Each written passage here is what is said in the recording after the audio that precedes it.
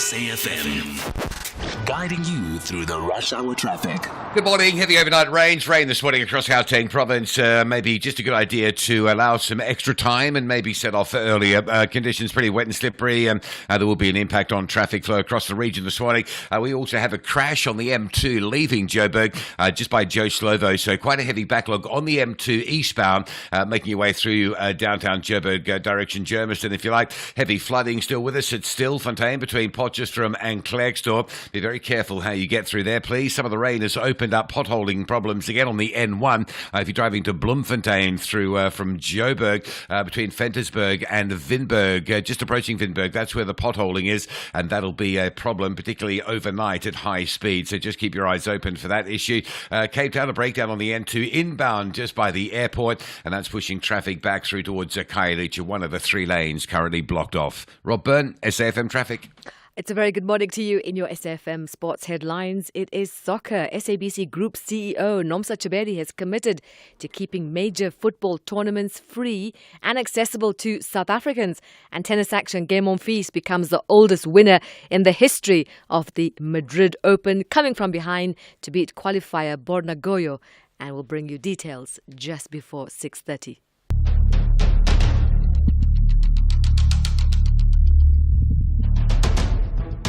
The Morning Brief with Thulasizwe Simelane.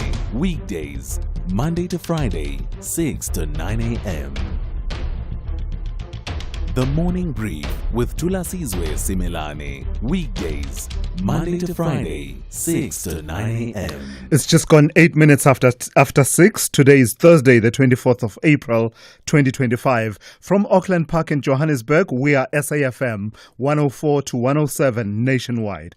Welcome to the Thursday edition of The Morning Brief. I'm Thulasizwe Simelane. News events have continued to shape your country, your continent, and your world, even as you slept overnight. And that's why we are here to give you your full and proper briefing, your daily briefing, packed with news, information, analysis, insights, and perspectives as you start your day. So here's what's coming up on the show over the next 3 hours. Speaking of developments overnight, shaping your world and moving the needle in your world, it's done. Government won't be hiking VAT by 0.5 percentage points come the 1st of May, after all.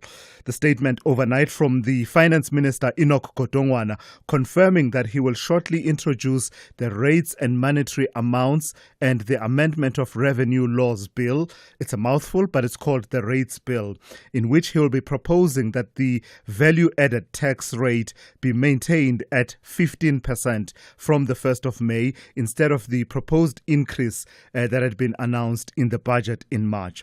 The decision to forgo, according to the minister, the decision to forgo the increase follows extensive consultations with political parties and careful consideration of the recommendations of the parliamentary committees, specifically the committees on finance.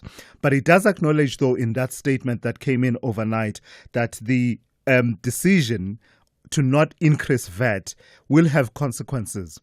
It will lead to a shortfall of about 75 billion rand over the medium term, so over the next 3 years in terms of the revenues that government is going to generate.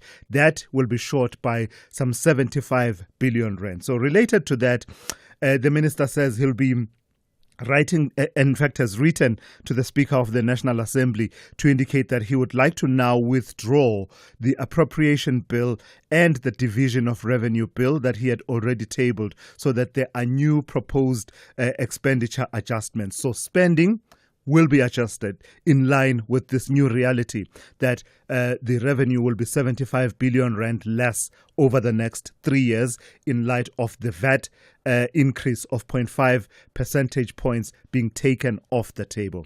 So lots of other developments that are related to that also being announced overnight. Key among them being a joint media briefing between political parties, the ANC, IFP, Action SA, PAC, Rise Mzansi, BOSA, United Democratic Movement UDM, the Good Party, Al Jama, Patriotic Alliance, those parties have now announced that they will have a media briefing at 10 a.m. and that's taking place in Sandton to outline how we got to this point in terms of the negotiations that were undertaken between them. Then also at the same time, we've been hearing from the DA's Federal Council Chair, Helen Zille, who's confirming that the Finance Minister's lawyers have now reached out to the party's legal representatives, proposing that they enter into an out-of-court settlement. You'll remember that all of this was subject to a court case that was heard in the Western Cape Division of the High Court a few days ago, and judgment on that interdict application is pending, and now there's talk of possibly settling all of this out of court. So that is the situation that you're waking up to this morning. I want to hear your views on it. Do you welcome the decisions taken by the finance minister, but also what do you make of the political processes that have played themselves out, the various actors that have been involved in this process from the moment that the VAT increase was first proposed to have been a 2 percentage point increase earlier on in that shelved budget, all across the various engagements and deliberations? What do you make of the roles played by the various role players over this period, and the decision that has now been taken to take the VAT increase off the table? I'll take your calls on 086 000 2032. Please send me your WhatsApp voice notes on 061 410 4107. That really is going to be the big story, and we'll try and get you as much of the reaction as possible. For example, I am due to speak to Isaiah Mhlanga, the economist, at about 6:45 this morning. But naturally, the complexion of our conversation will have to be adjusted slightly. We were going to be talking about inflation falling to, really record lows that have not been seen since 2020. We will still talk about that, but naturally we will foreground these decisions that have been made overnight by the finance minister. So I'll give you a sense of the other stories that we will cover as we go along, but really that is the main story of the day that we'll be focusing on, including also the other story being the visit to South Africa by the Ukrainian President Volodymyr Zelensky, including the perspectives of the SACP who are opposing the visit by President Zelensky. And I'm due to speak to Herman Mashaba in the second hour of the show. Your calls, as I said, 086 000 2032. Your WhatsApp voice notes, 061 410 4107.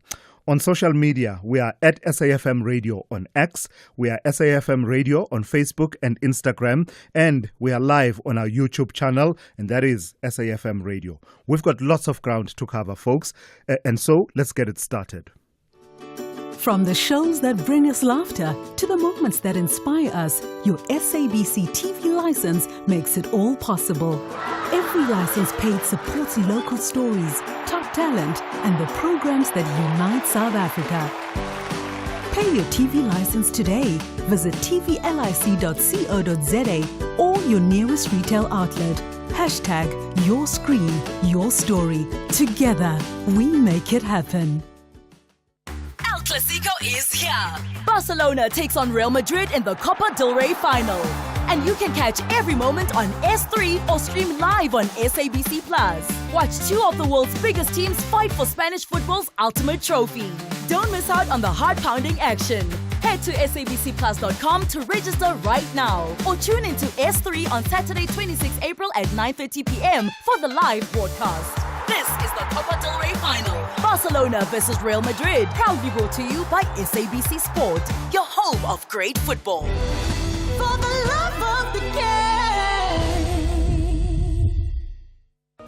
The Spanish Princess series continues the story of Queen Catherine and Henry VIII.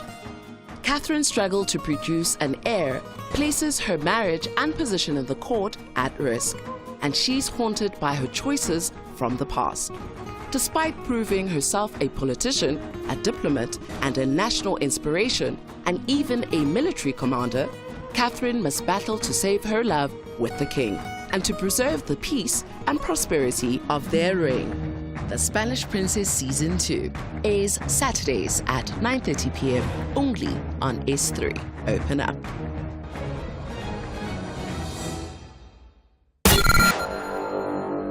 The Morning Brief with Thulasizwe Simelane. At 16 minutes after 6, let's turn to Melissa Puta with this morning's the morning brief in brief. Melissa, good morning to you.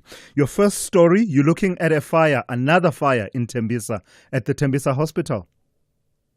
Morning, Thulasizwe. So a second fire broke out at the hospital in the early hours of Wednesday morning. This comes only days after another fire had broken out in the accident and emergency unit.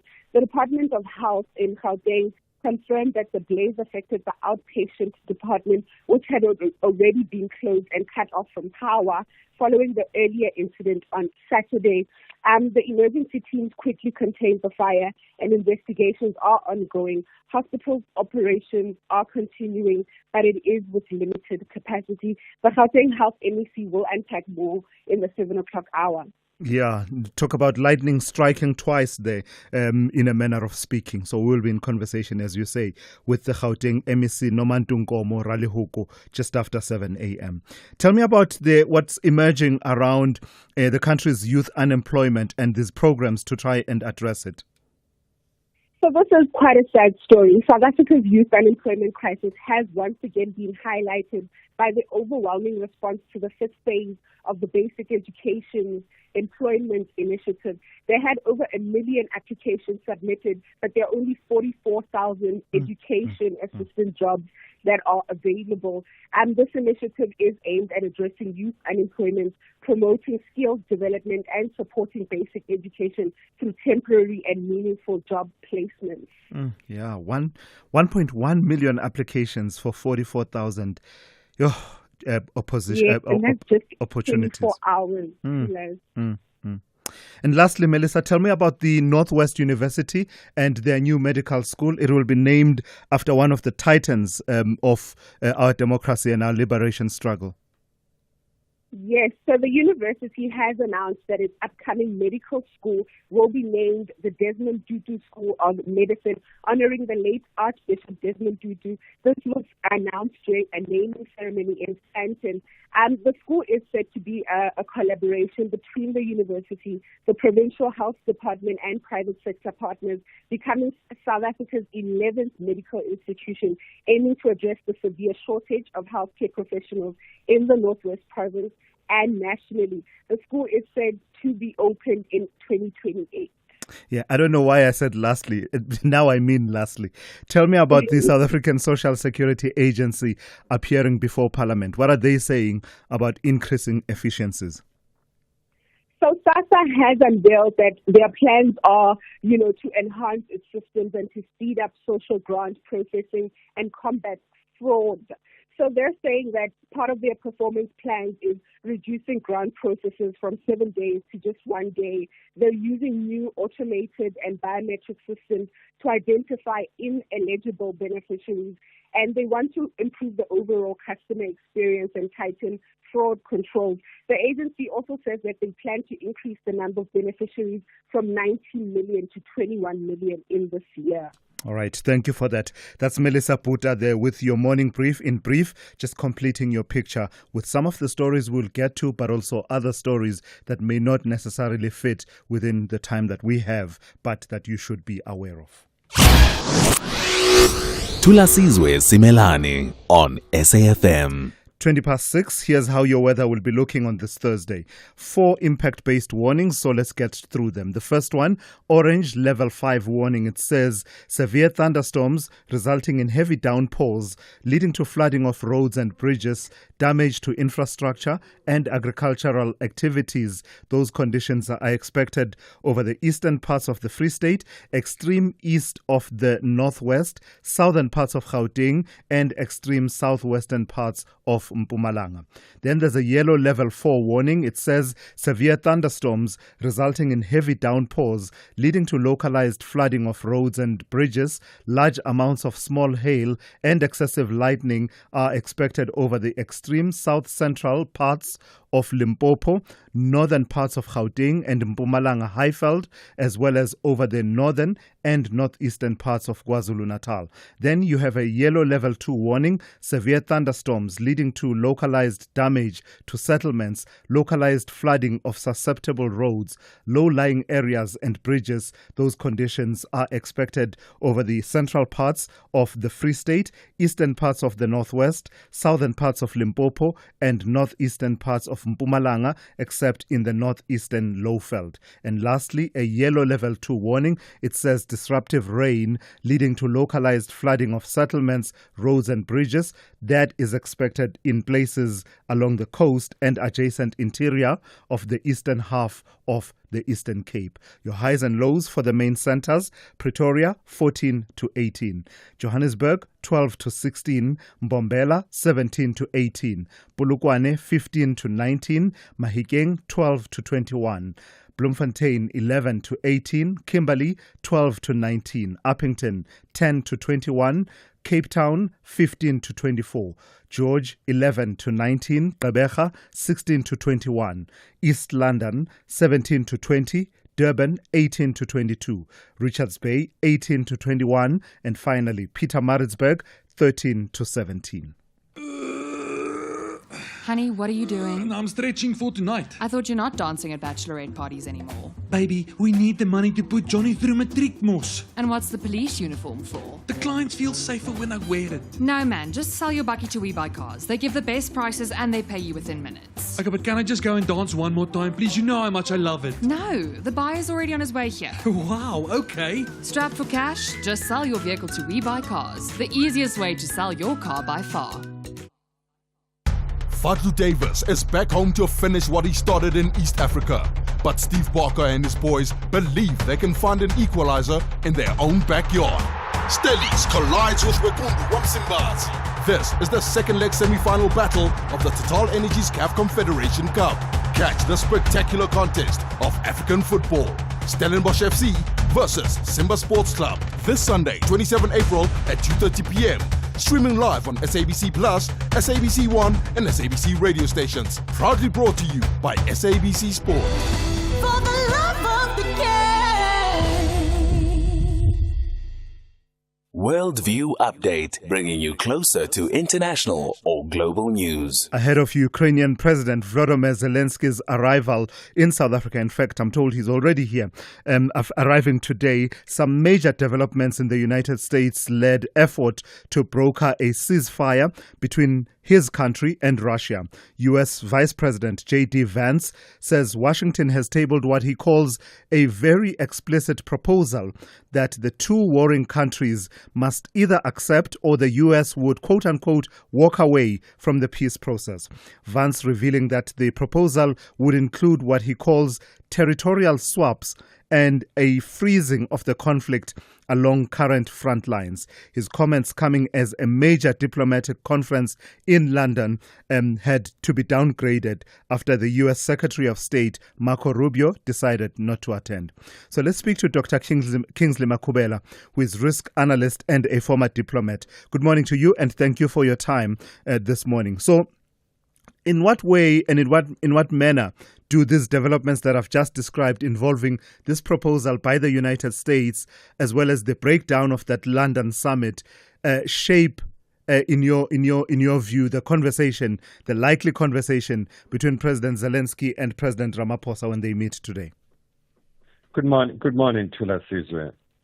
You know, as you correctly stated, you know, there's a leaked document that is doing the round about what is the U.S. proposal, the 7-point U.S. proposal. And at the heart of this, it's what the Americans are saying that should be a compromise, that the Crimea should form part of Russia, and that they are willing to recognize the Crimea.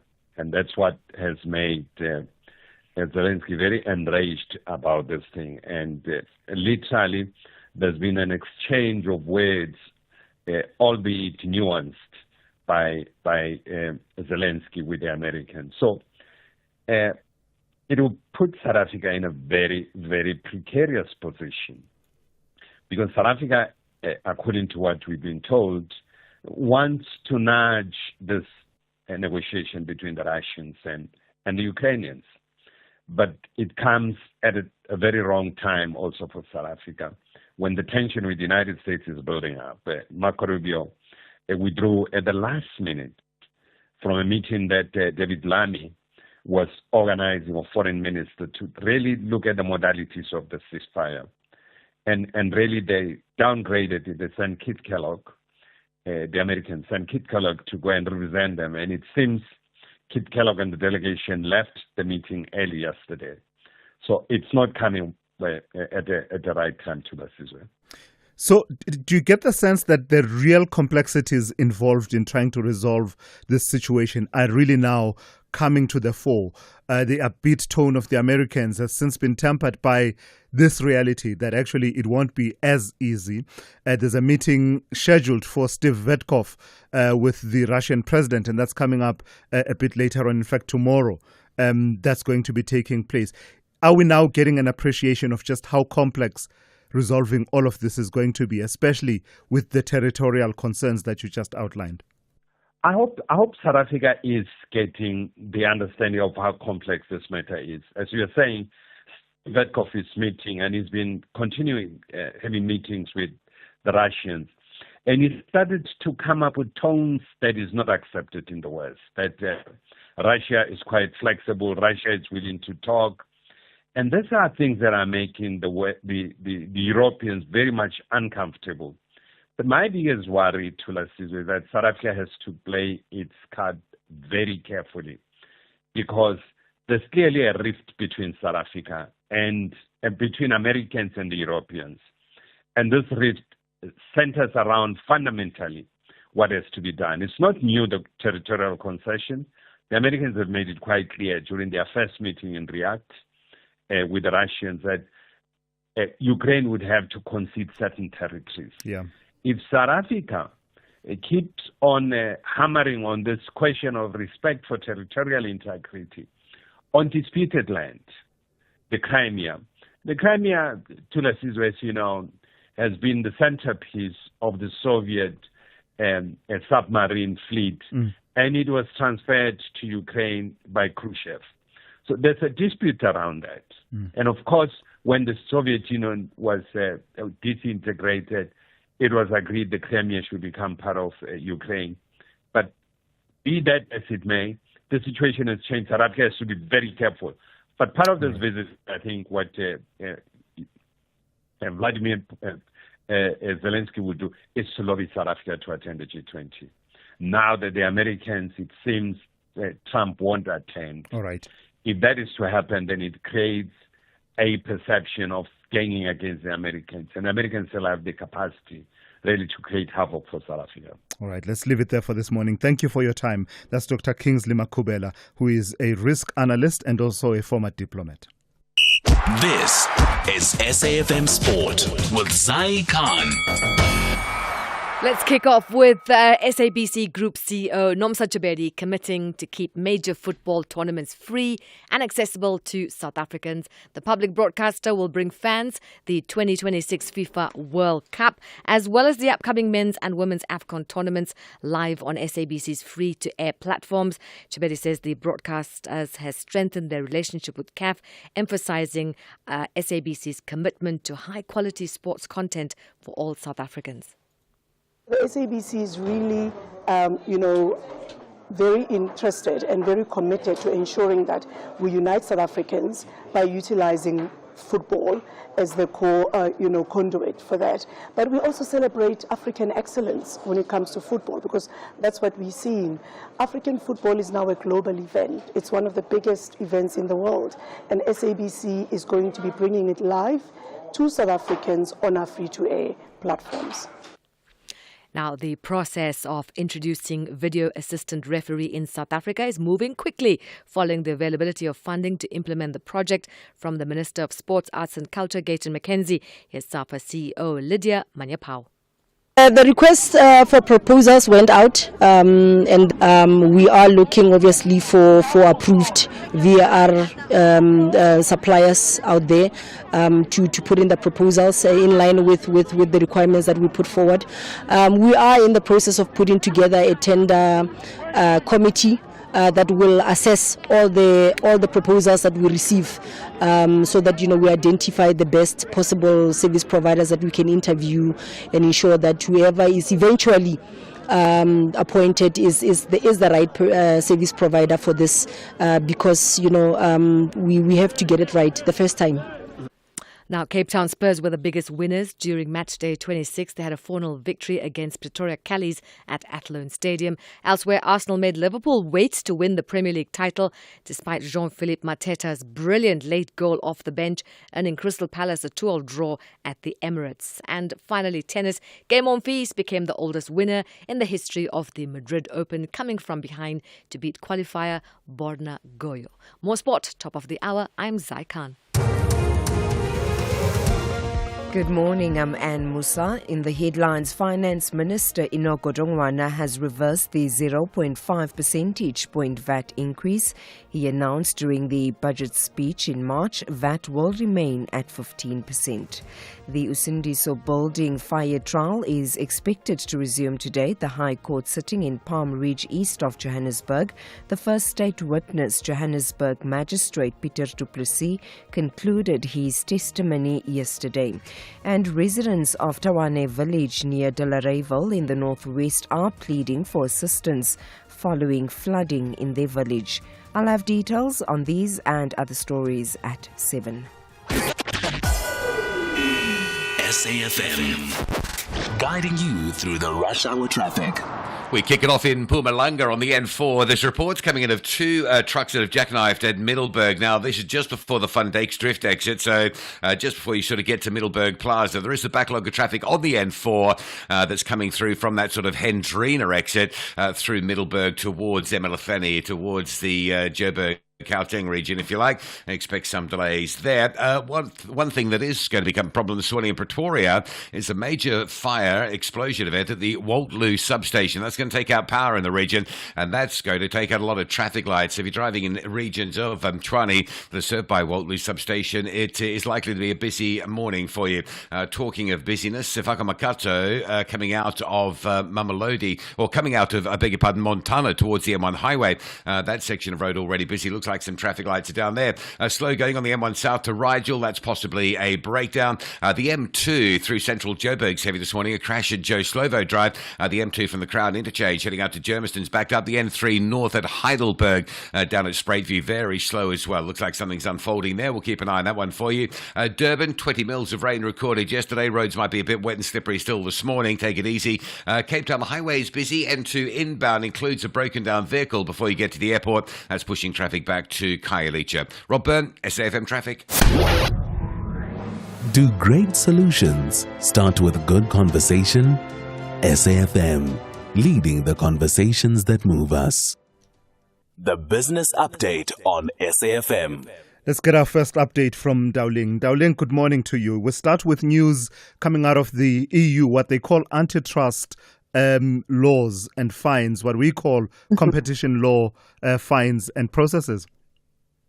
That's right, Thulasizwe. The EU has imposed fines on Apple and Meta for violating the bloc's digital competition laws. Now, Apple has been fined about $571 million for breaching what is called anti-steering obligations under the Digital Markets Act, which requires Apple to allow developers to freely inform customers of alternative offers outside the App Store.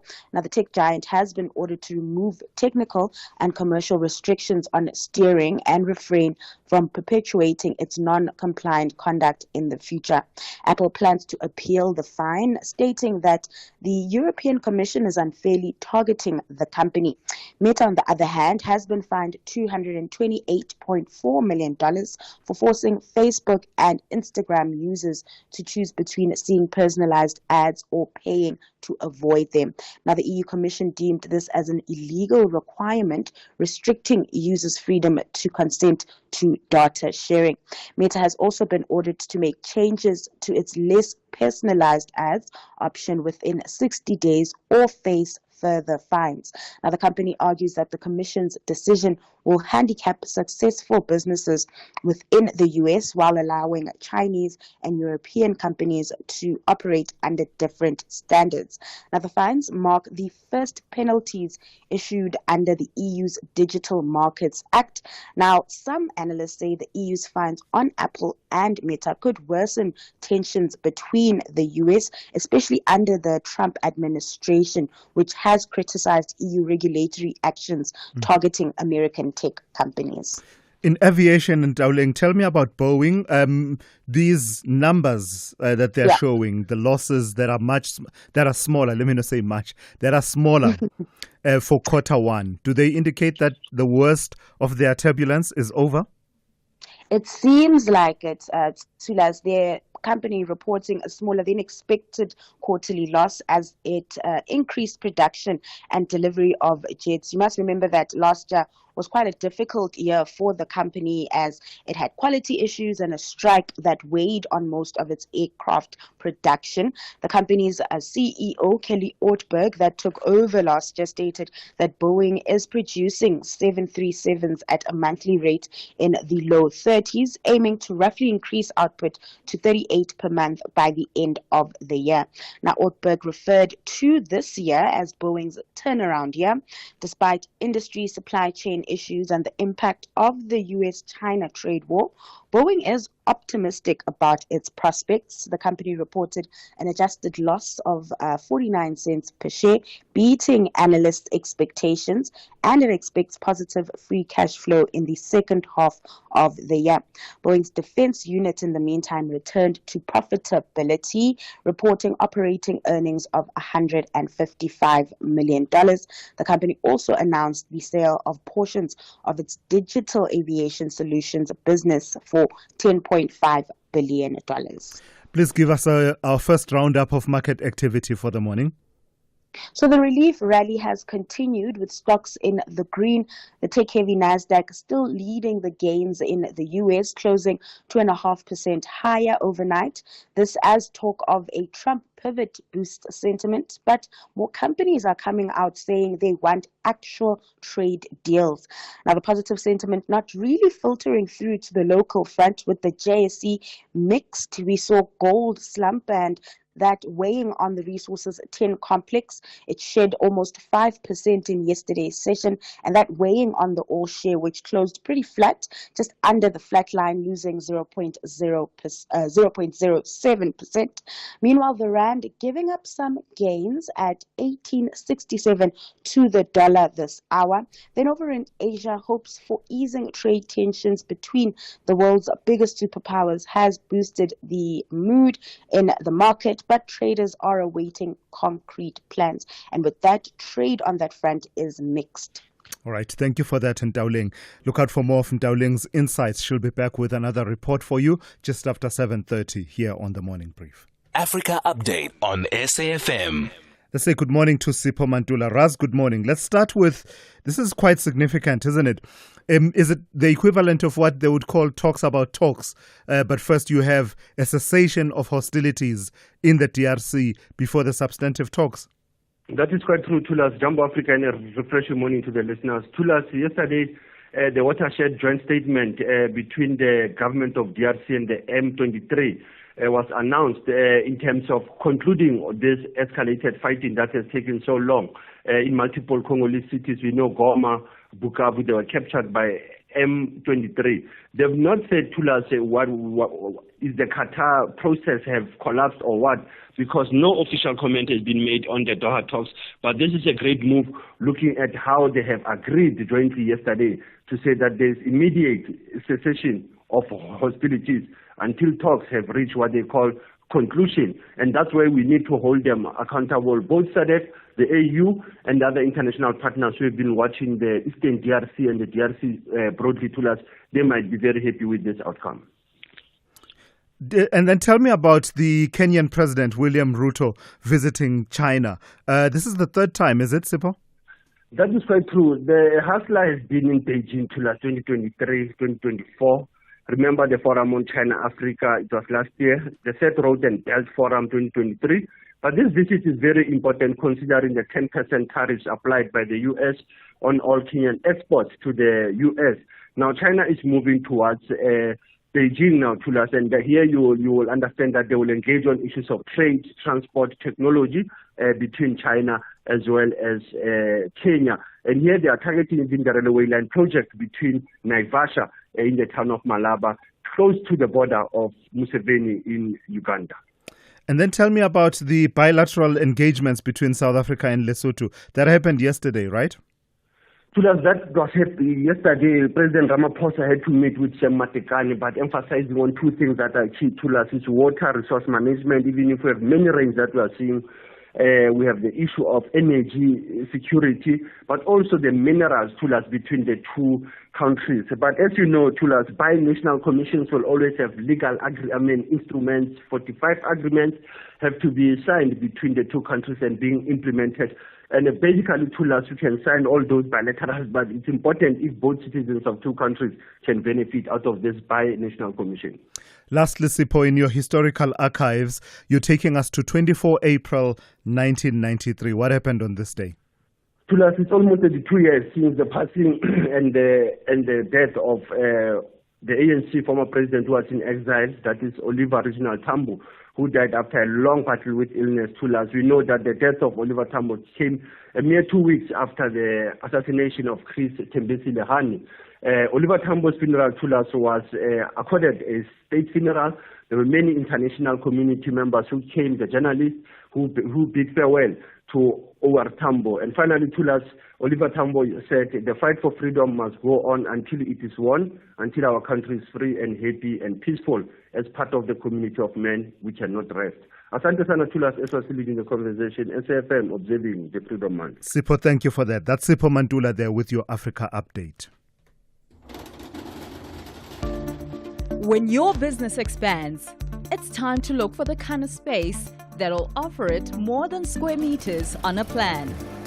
At Dube Tradeport, we're a place for high-value manufacturing, efficient air cargo logistics, and advanced future farming technology. Doesn't that sound like a place where your business can take shape? If so, move your business to Dube Tradeport and grow beyond potential. After a 0-all draw in Mzansi, the Pyramids are confident they will complete their agenda with victory on home soil. But Rivero's boys believe they will end their long-distance trip to Egypt with an impressive performance. This is the second leg semi-final clash of the Total Energies CAF Champions League. Experience the thrilling encounter of African football. Pyramids FC versus Orlando Pirates this Friday, 25 April at 7:30 p.m. Streaming live on SABC Plus, SABC 2 and SABC radio stations. Proudly brought to you by SABC Sport. For the love of the game.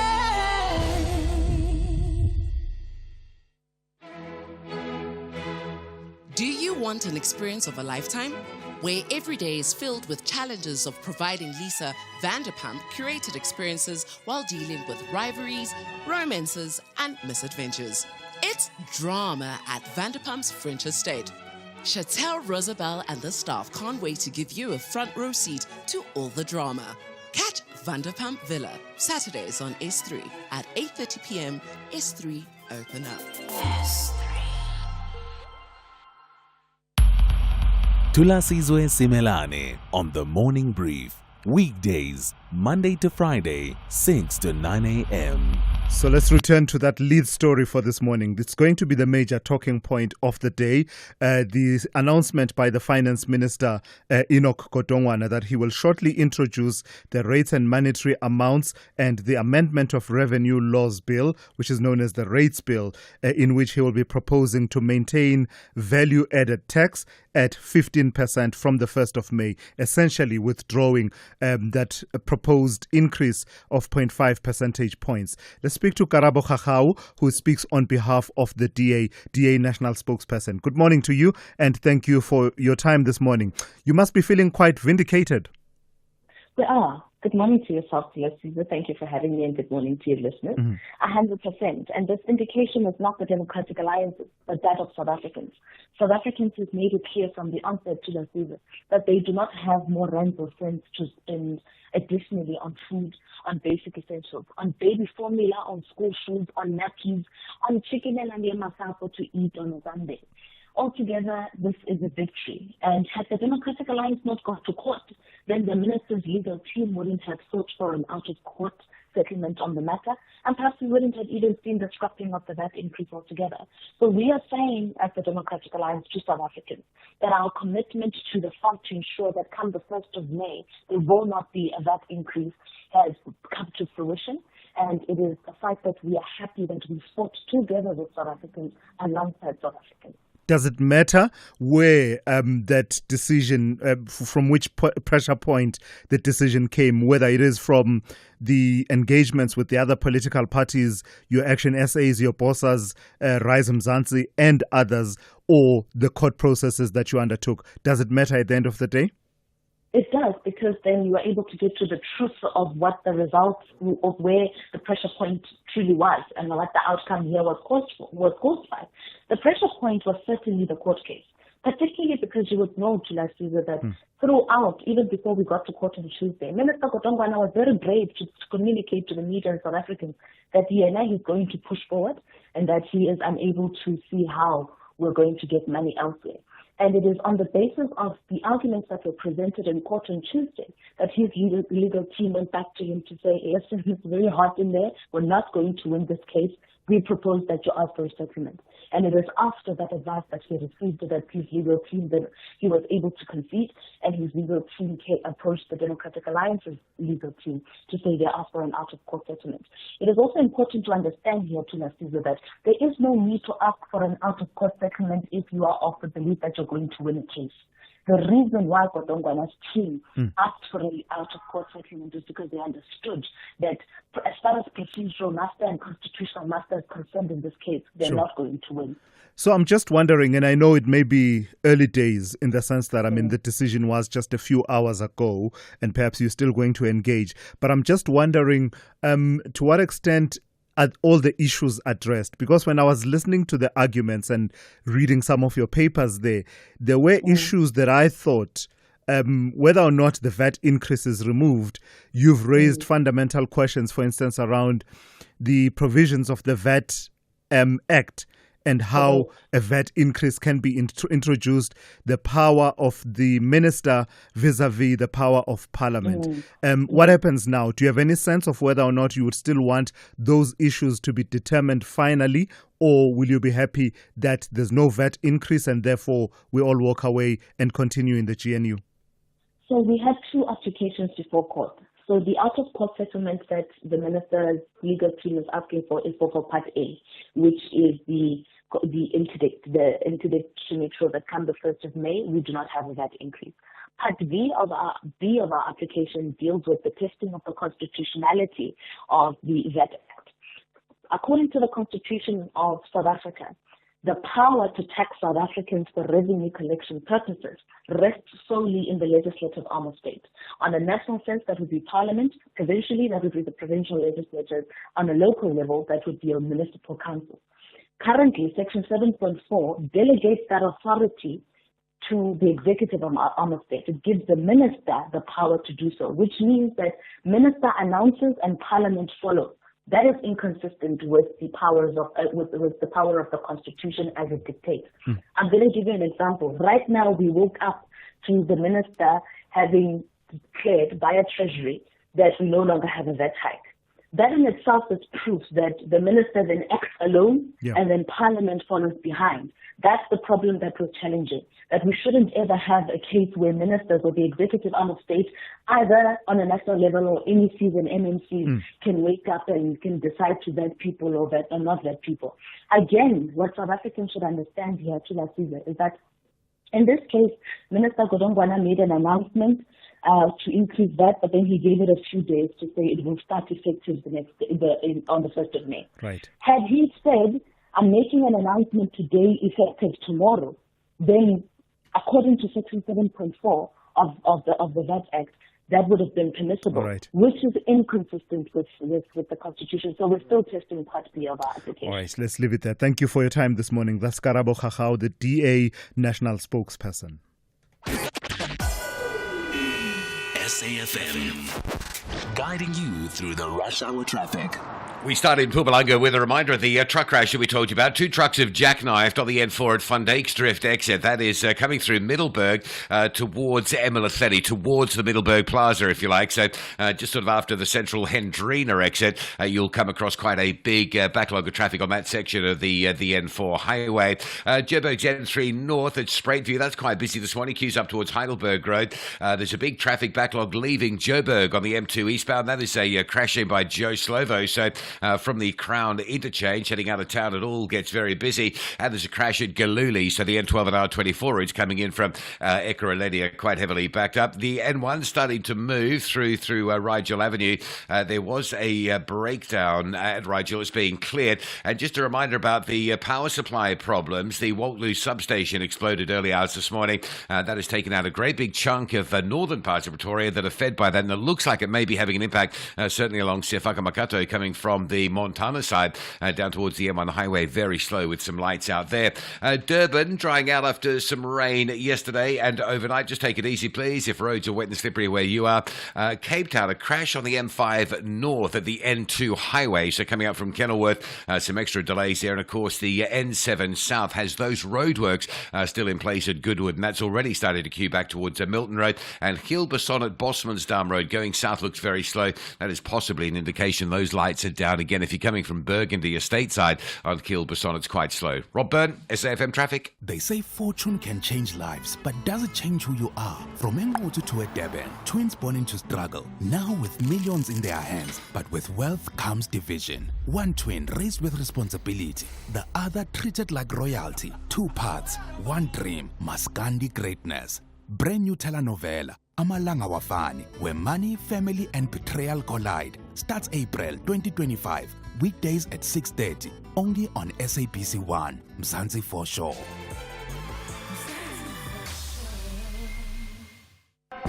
Dango, for the love of the game and Mzansi for sure. Sekwenzenjani? Soccer Zone has relocated to a new slot, 9 p.m. live every Monday on SABC 1. Mzansi Africa. Fascinating goals. The unbelievable saves. From Africa Borwa to the entire African continent, to the Bundesliga and the Premier League. High-level reviews of crucial match scenarios by the legendary Mr. Rev. Top-class analysis, latest news about the beautiful game. And Momish of the Week. SABC Sport Football Weekend ends on Mondays at 9 p.m. on Soccer Zone. Live on SABC 1. Also available on SABC Plus and SABCSport.com. Proudly brought to you by SABC Sport. For the love of the game. SAFM values your views. Be an active citizen. So some good news on the inflation front as the country's inflation rate unexpectedly dropped to 2.7% in March, its lowest level since the early days of the pandemic in 2020. This has raised cautious optimism that the South African Reserve Bank's Monetary Policy Committee may be inclined at its future meetings to cut interest rates even further. However, that optimism is tempered by lingering global uncertainty and domestic risks that could weigh against any immediate action by the SARB. So let's speak to Isaiah Mhlanga, who is Chief Economist and Head of Research at RMB. Good morning to you, Isaiah, and thank you for your time. We will turn to inflation in a moment, but I'm pretty sure you've also seen the news coming in overnight of the Finance Minister withdrawing that 0.5 percentage point increase in VAT. What's your sense? Was he backed into a corner regardless of the revenue implications that withdrawing the VAT increase comes with? Look, any major tax increase generally requires a political consensus, but it also requires the general agreement of the country as a whole. And you could see that all political parties were pushing back. So I would just, imagine, given the pushback from all major political parties, the citizens in general, this was very tough to actually push through. and ultimately laws are made by political appointed people, and those were not supportive of the VAT increase. It leaves him with a hole of some 75 billion rand over the medium term in terms of revenues, and in a way sort of upsets the entire budgetary processes, doesn't it? I mean, with the appropriation bill and division of revenue bill now being withdrawn so that he can identify spending cuts and the likes. Yeah, indeed, but if you look at the current fiscal year itself, it's just over 13 billion rand which they need to find. Which they can identify in terms of spending reviews or some cuts in spending elsewhere. You can also look in terms of some of the programs which have been funded that they can also try to delay. One of those would be the early retirement. That's some 11 billion or so. There's also the zero rating of some of the products now that the VAT is gone. It means you don't need to zero rate products. That's some 6 point something billion, and that already can cover for the VAT, which is no longer being implemented. So it's there are ways that they can cover for the current fiscal year. For the years beyond this year, then they will have to look a little bit deeper in terms of where they will close those gaps from. All right, Isaiah, let's turn to the reason why we asked to speak to you this morning. Tell me about this inflation rate, 2.7% for the month of March compared to 3.2% in February. A lot of you analysts were expecting it to be somewhere at 2.9, so it came in even lower than expected. What's driving it? If you look at the drivers, the components that showed lower than the previous month, inflation outcomes. These are quite a number of components. So first, if you just look at core inflation, which is the real underlying core inflation at 3.1 relative to 3.4% previous month on a year-on-year, it means the underlying inflation in the economy has been moderating. And what's behind that? You can look at restaurants and accommodation at 4% relative to 4.6% the previous month. And that's account for about 6% of the total CPI basket. And then you can also look at things like housing and utilities, slightly lower at 4.5% relative to 4.6% in the previous month. And then you can then look at alcoholic beverages and tobacco, 4.2% relative to 4.4%. So you can see that these are demand side components, which means they are driven by demand. Education, again, 4.4 from 6.3%. And all of these drove the core inflation much lower, but also, fuel the disinflation in transport at minus 2.1%. That's the oil prices, also combined with a resilient currency, even in the midst of all these global risks that resulted in lower transport costs. Contributing into a lower than expected. But what is more important for the SARB, for interest rates, is not backward-looking inflation. Remember, this is inflation for March. Yes. We are already past March. It is the projected inflation going forward. To the extent that the risks and the components that drive headline inflation continue to point to a gradually rising inflation, we see it gradually rising towards 5% by Q4 of this year, but the average for the year still remains roughly at about 3.7%. Even in that case, the SARB might not cut interest rates as yet because of the global risks. It's the trade tariffs that have been suspended for 90 days. If they are reinstated, they are inflationary. If the currency weakens, the fuel price is moving in the right direction, it's lower. That will contribute into lower inflation, but the tariffs themselves and the currency become the big risk which the SARB have highlighted, and that has materialized. All right, I've got to thank you for your time and your insights this morning. That's Isaiah Mhlanga, who is Chief Economist and Head of Research at RMB. Bringing us to 7 a.m., let's check in with N. Musa with the latest news.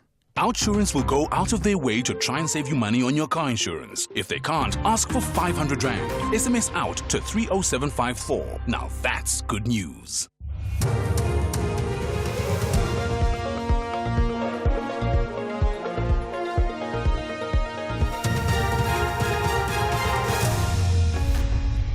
In our top stories, Godongwana reverses proposed VAT hike and President Ramaphosa to host Ukraine's Zelensky. Good morning. Finance Minister Godongwana has reversed the 0.5 percentage point VAT increase he announced during the budget speech in March. VAT will remain at 15%. Godongwana is expected to affect amendments to the budget-related bills which propose to maintain the value-added tax rate at the current level. National Treasury says the withdrawal of VAT will result in an estimated revenue shortfall of around 75 billion rand over the next 3 years. It says the decision not to increase VAT means the measures to cushion lower-income households against the potential negative impact of the tax increase will also be reversed.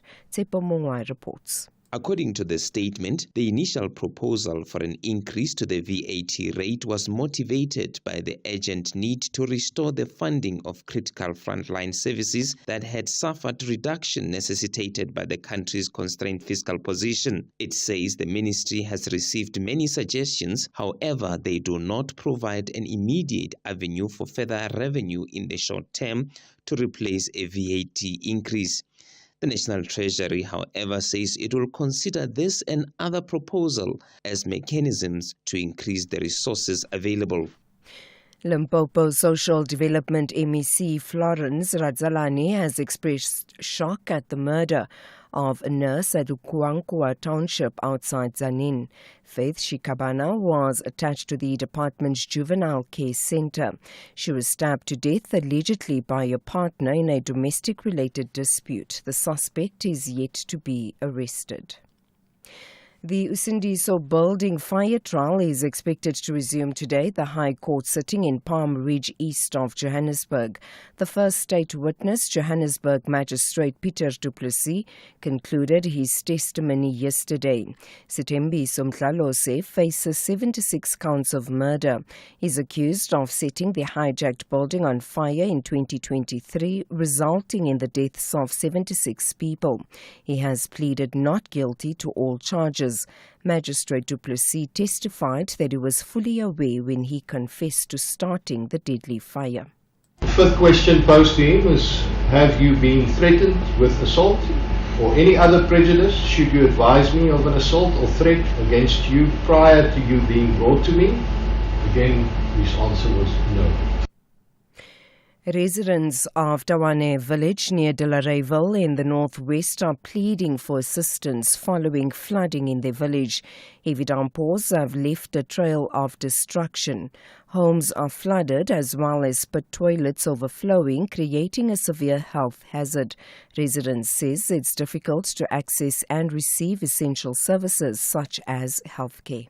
Let government help us so that at least, because we are doing the right thing as a community, because we are driving the community to the right direction, whereby we are the first people to talk to the people to go and vote for this government. But at the end of the day, the very same government neglected the very same people. My children are not going to school. However, I don't know if there's any arrangement in the number of days they missed at school and if they'll be able to catch up. I'm talking about learners from primary and secondary school. And finally, Ukraine's President Volodymyr Zelensky will meet with President Cyril Ramaphosa at the Union Buildings in Pretoria later this morning on an official visit to the country. The presidency says the visit provides both countries an opportunity to further bilateral cooperation and explore areas of cooperation with the objective to support efforts to bring about lasting peace in the Russia-Ukraine war. The visit comes at a time when the US President Donald Trump is again criticizing Zelensky over recent comments that Ukraine would not recognize Russia's control over the illegally annexed territory Crimea. Showan Bryce Peace reports. Zelensky's trip to the southern tip of Africa comes after President Ramaphosa led an African peace delegation to Ukraine in 2023, while the two leaders had had additional in-person time on the sidelines of the UN General Assembly in New York. This as US President Trump called Zelensky's comments, rejecting proposals that would allow Russian control over Crimea, as both inflammatory and harmful to the ongoing peace negotiations, but also demonstrates the complexity in resolving this conflict, despite efforts by Washington to hasten the two sides towards greater compromises.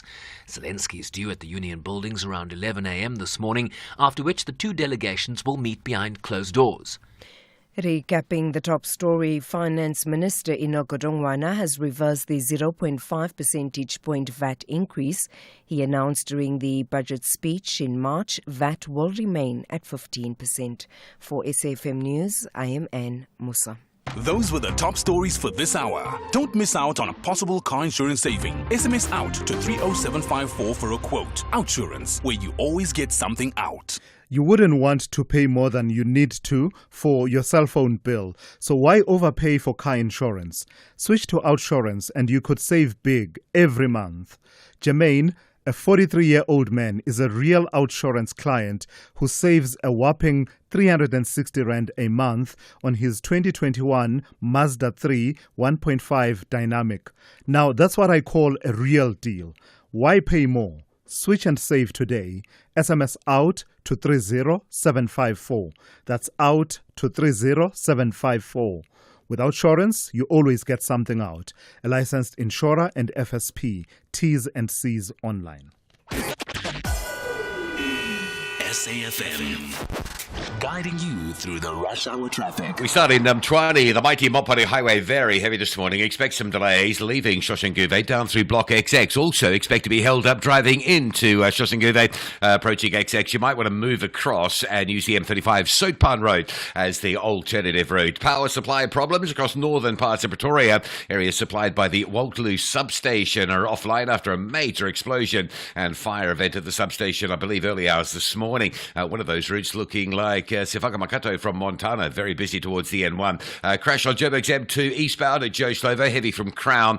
Crash on the M12 and R24 routes after they've merged going into Giluli, so pressure on both of those. And a truck crash leaving Middleburg out in Mpumalanga direction, Emalatheni, just by the Fundakes Drift exit, quite a backlog of traffic into that scene as well. Durban looking fairly standard this time of morning. And Cape Town, these have been a couple of traffic lights out for a while. Malabongwe Drive up by the N7, no lights there at the top of Nadoon. And Gilberson at Bosmansdam, those lights out between Burgundy Estate and sort of Gilberson, both ways under pressure. Rob Byrne, SAFM Traffic.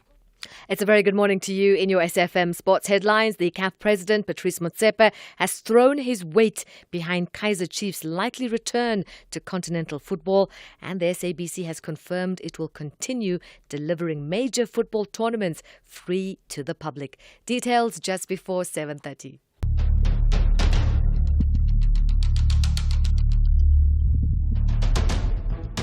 The Morning Brief with Thulasizwe Simelane. Weekdays, Monday to Friday, 6 to 9 a.m. The Morning Brief with Thulasizwe Simelane. Weekdays, Monday to Friday, 6 to 9 a.m. It's coming up to 9 minutes after 7 on this Thursday. It's great to be in your company. We are into the second hour of the Morning Brief here on SAFM 104 to 107 nationwide. I'm Thulasizwe Simelane. Here's what's coming up over this hour. In the next few minutes, I'm in conversation with the Gauteng MEC for Health and Wellness. That is Nomantunko Moralihuku. We'll be talking about the second fire that has broken out at the Tembisa Provincial Hospital, coming just days really, since a bigger fire had taken place around the emergency unit of the hospital. This time around, the fire was centered around the outpatient area, particularly where we are told records of patients are kept. So the MEC will talk to us about that, as well as any disruption to services, if any, that are rendered by the hospital to the community around Tembisa. The MEC on standby to talk to me shortly. And then, of course, the other big story we are covering is the working visit by the Ukrainian President Volodymyr Zelensky to South Africa.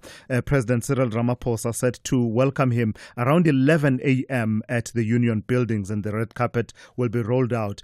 Diplomatic relations, trade, agriculture, and the likes will be on the agenda, as well as the issues around brokering or perhaps carving a pathway towards peace between Russia and Ukraine. That's coming up. That will also be part of the conversation. But in the wake of that visit by the Ukrainian president, there are voices that are dissatisfied that this invitation was extended to him in the first place.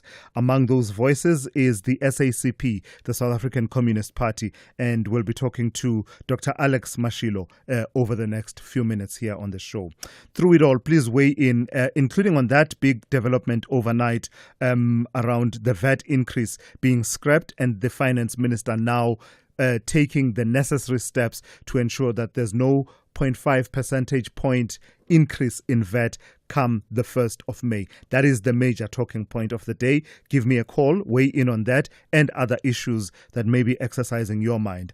The number to dial is 086 000 2032. I'll take your WhatsApp voice notes on 061 410 4107. This is SAFM. We are leading the conversations that move us. The second hour of the Thursday edition of the Morning Brief starts now.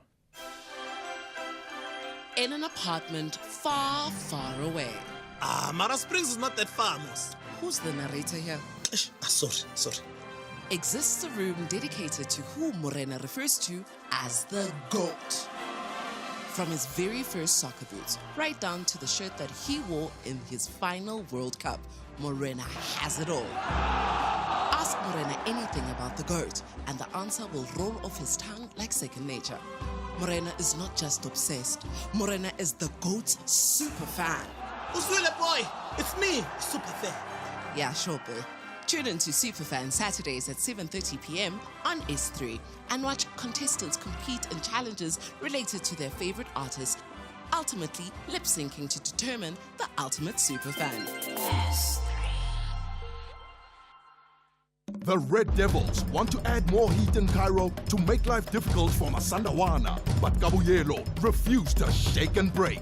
They are on a mission to elevate their game and march to the final with big smiles.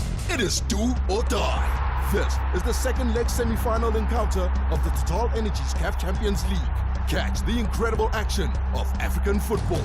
Al Ahly FC versus Mamelodi Sundowns FC. This Friday, 25 April at 5:30 p.m. Streaming live on SABC Plus, S3, SABC Sport on DTT Channel 4, and SABC radio stations. Proudly brought to you by SABC Sport. For the love of the game.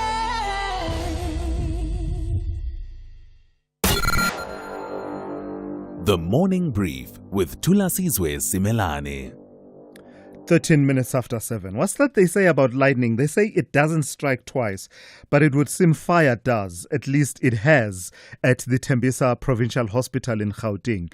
Mere days after a major fire gutted parts of the hospital's emergency unit on Saturday, a second fire yesterday, devastating parts of an outpatient building used for record storage. The Deputy Health Minister, Joe Phaahla, quick to allay any fears that crucial records related to the slew of corruption and fraud investigations at the hospital may have been damaged in the latest blaze. So let's hear now from Nomantunko Moralihuku, who is the MEC for Health and Wellness in Gauteng.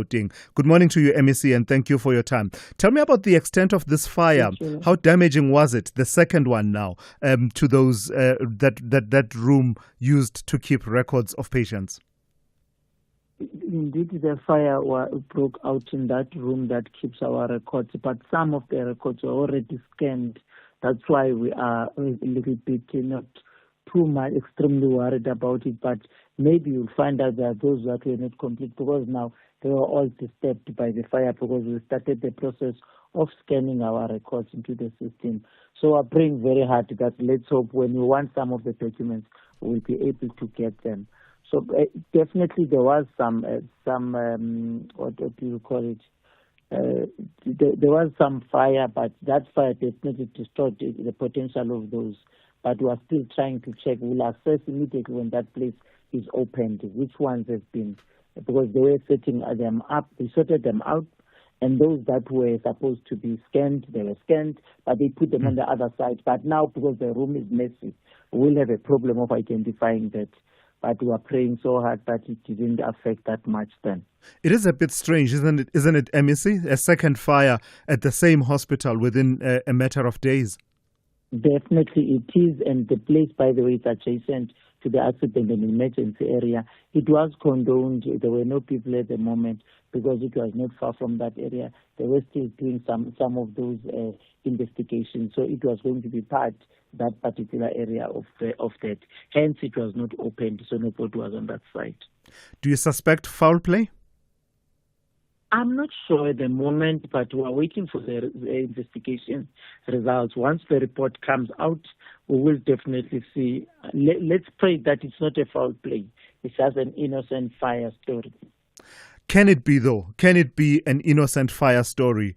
Because if it's not foul play, it could be one of the other factors, including neglect of, maintenance of just fire safety around the hospital. So either way, there's going to be something for you to look at. It's something that we'll have to look at, because remember, we have been checking the systems now.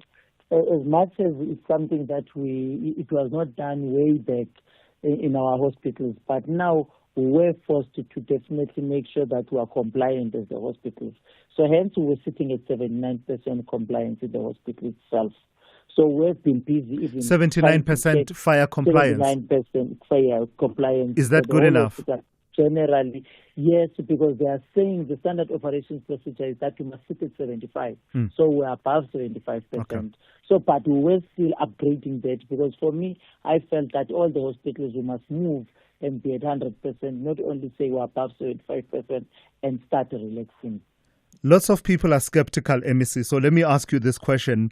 How sure are you that no records relating to the ongoing fraud and corruption allegations and investigations have been lost in that fire? Last year, we submitted all the records that SIU wanted that were related to investigations. But if there were other records that were there, we will definitely move and go to the national office, because some of the records we have, then especially those that are being investigated, the legal department of the Department of Health have the records. So I don't think those records are there. It may be copies that are there, but the other documents are with us. All right, MEC, just before I let you go, let me take advantage of the fact that I have you on the line and afford you the opportunity to respond to some reporting from our colleagues at News 24, recent reporting that has to do with this award of a contract for the production of uniform T-shirts to one company known as Mojaji Creations and Consultants. Let me start here, MEC. What is your relationship with the person behind that company, one Nhlake Priscilla Motobuka? Is she your friend? No, I met Priscilla when there was an event of the ANC. It was a fundraising event when they asked for photos, including her. So I'm not close to her, but I know her since that time. But trust me, if you can say who is Priscilla, where she stays, have you have other encounters with her? I never have any encounter with her. So it's like any other person that I meet in an ANC event, like I did to Priscilla. And that's the only occasion that you've interacted with her socially, so she's not your friend. Absolutely. That was the only no other occasion. Facebook pictures that may depict that, actually you have a closer relationship than that one instance. Not at all. And that's why I'm surprised that even if you can see even that one, that they did this photo shoot, whatever, because it's not the place that I go to, that one. You can see that it was the same photo, but now the background has been changed. And I don't understand why the people have to do that. So as far as you are concerned, this contract for the production of some 8,500 uniform T-shirts by your department, all above board, nothing to look at, even as you mentioned that this is someone who attends or has attended ANC fundraising events, suggesting that there's a linkage there, at least to the ANC, as well as the reports about the company itself having been deregistered prior to this contract being put out and hastily being brought back to operation. As far as you are concerned, all above board with that contract? I was shocked with this process of this contract because even how it's perceived out there, it's like she got this tender. She has not received any tender. It's a letter that says you will be part of the pool of the people that will do T-shirts when I was explained by the Department of Finance. She has not received any tender so far, no work that she received, no guarantee that she will even get the job apparently, because it's a pool of companies that they pool when they want a person to do the job. But so she's part of those companies. But I don't understand why now it has to be associated with myself. All right. MSc, let's leave it there. Thank you for your time this morning. That's Nomantungo Moralihoko, who is the MSc for Health and Wellness in Gauteng. Save and win a car with Spar, for real. Stand to win one of 50 fiery red Hyundai Grand i10 sedans. Buy any participating products and swipe your rewards card to enter. Get 2-liter Coca-Cola regular. Buy 3 for 60 Rand. Plus 100 megs free data on Spar Mobile. Or 80-gram Cadbury chocolate slabs. Buy any 2 for 32 Rand. Plus 100 megs free data on Spar Mobile. Price is valid until 6 May while stocks last. T's and C's apply. The Seagulls believe their fighting spirit will match their style of football as they chase valuable points. Pedro in front of the Leicester fans against Hermanson and he rolls it home. João Pedro gives Albion the lead. While the Hammers have a big task to prevail away from home. Clips it in there and Bowen! And West Ham United have turned this game around. This is the Premier League. Catch the nail-biting action. Brighton and Hove Albion versus West Ham United FC on Saturday, 26 April at 3:30 p.m.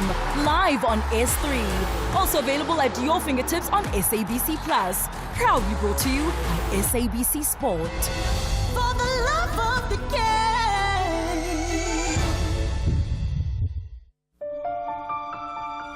Meet Maria.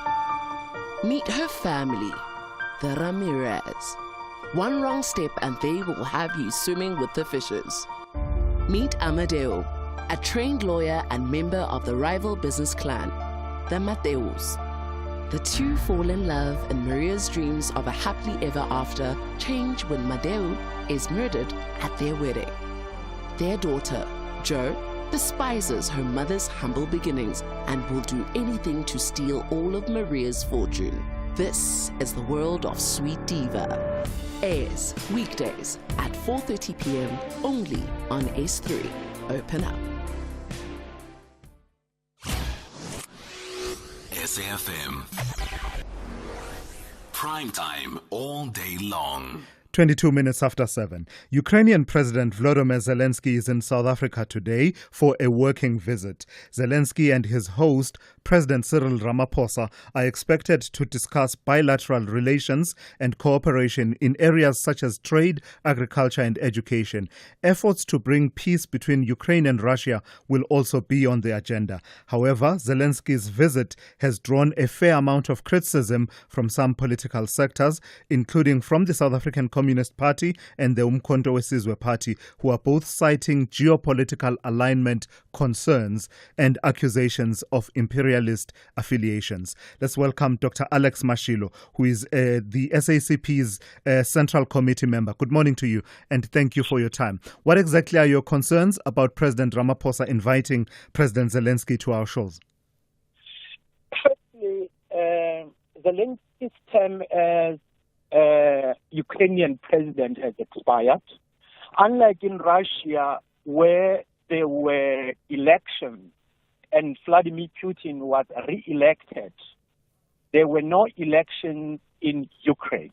So as things stand, he is illegitimate. He has been an unelected leader since his term expired. Secondly, Ukraine, under his leadership, aligned itself with fascist forces in Europe, forces that celebrate fascism, which we fought against in the Second World War.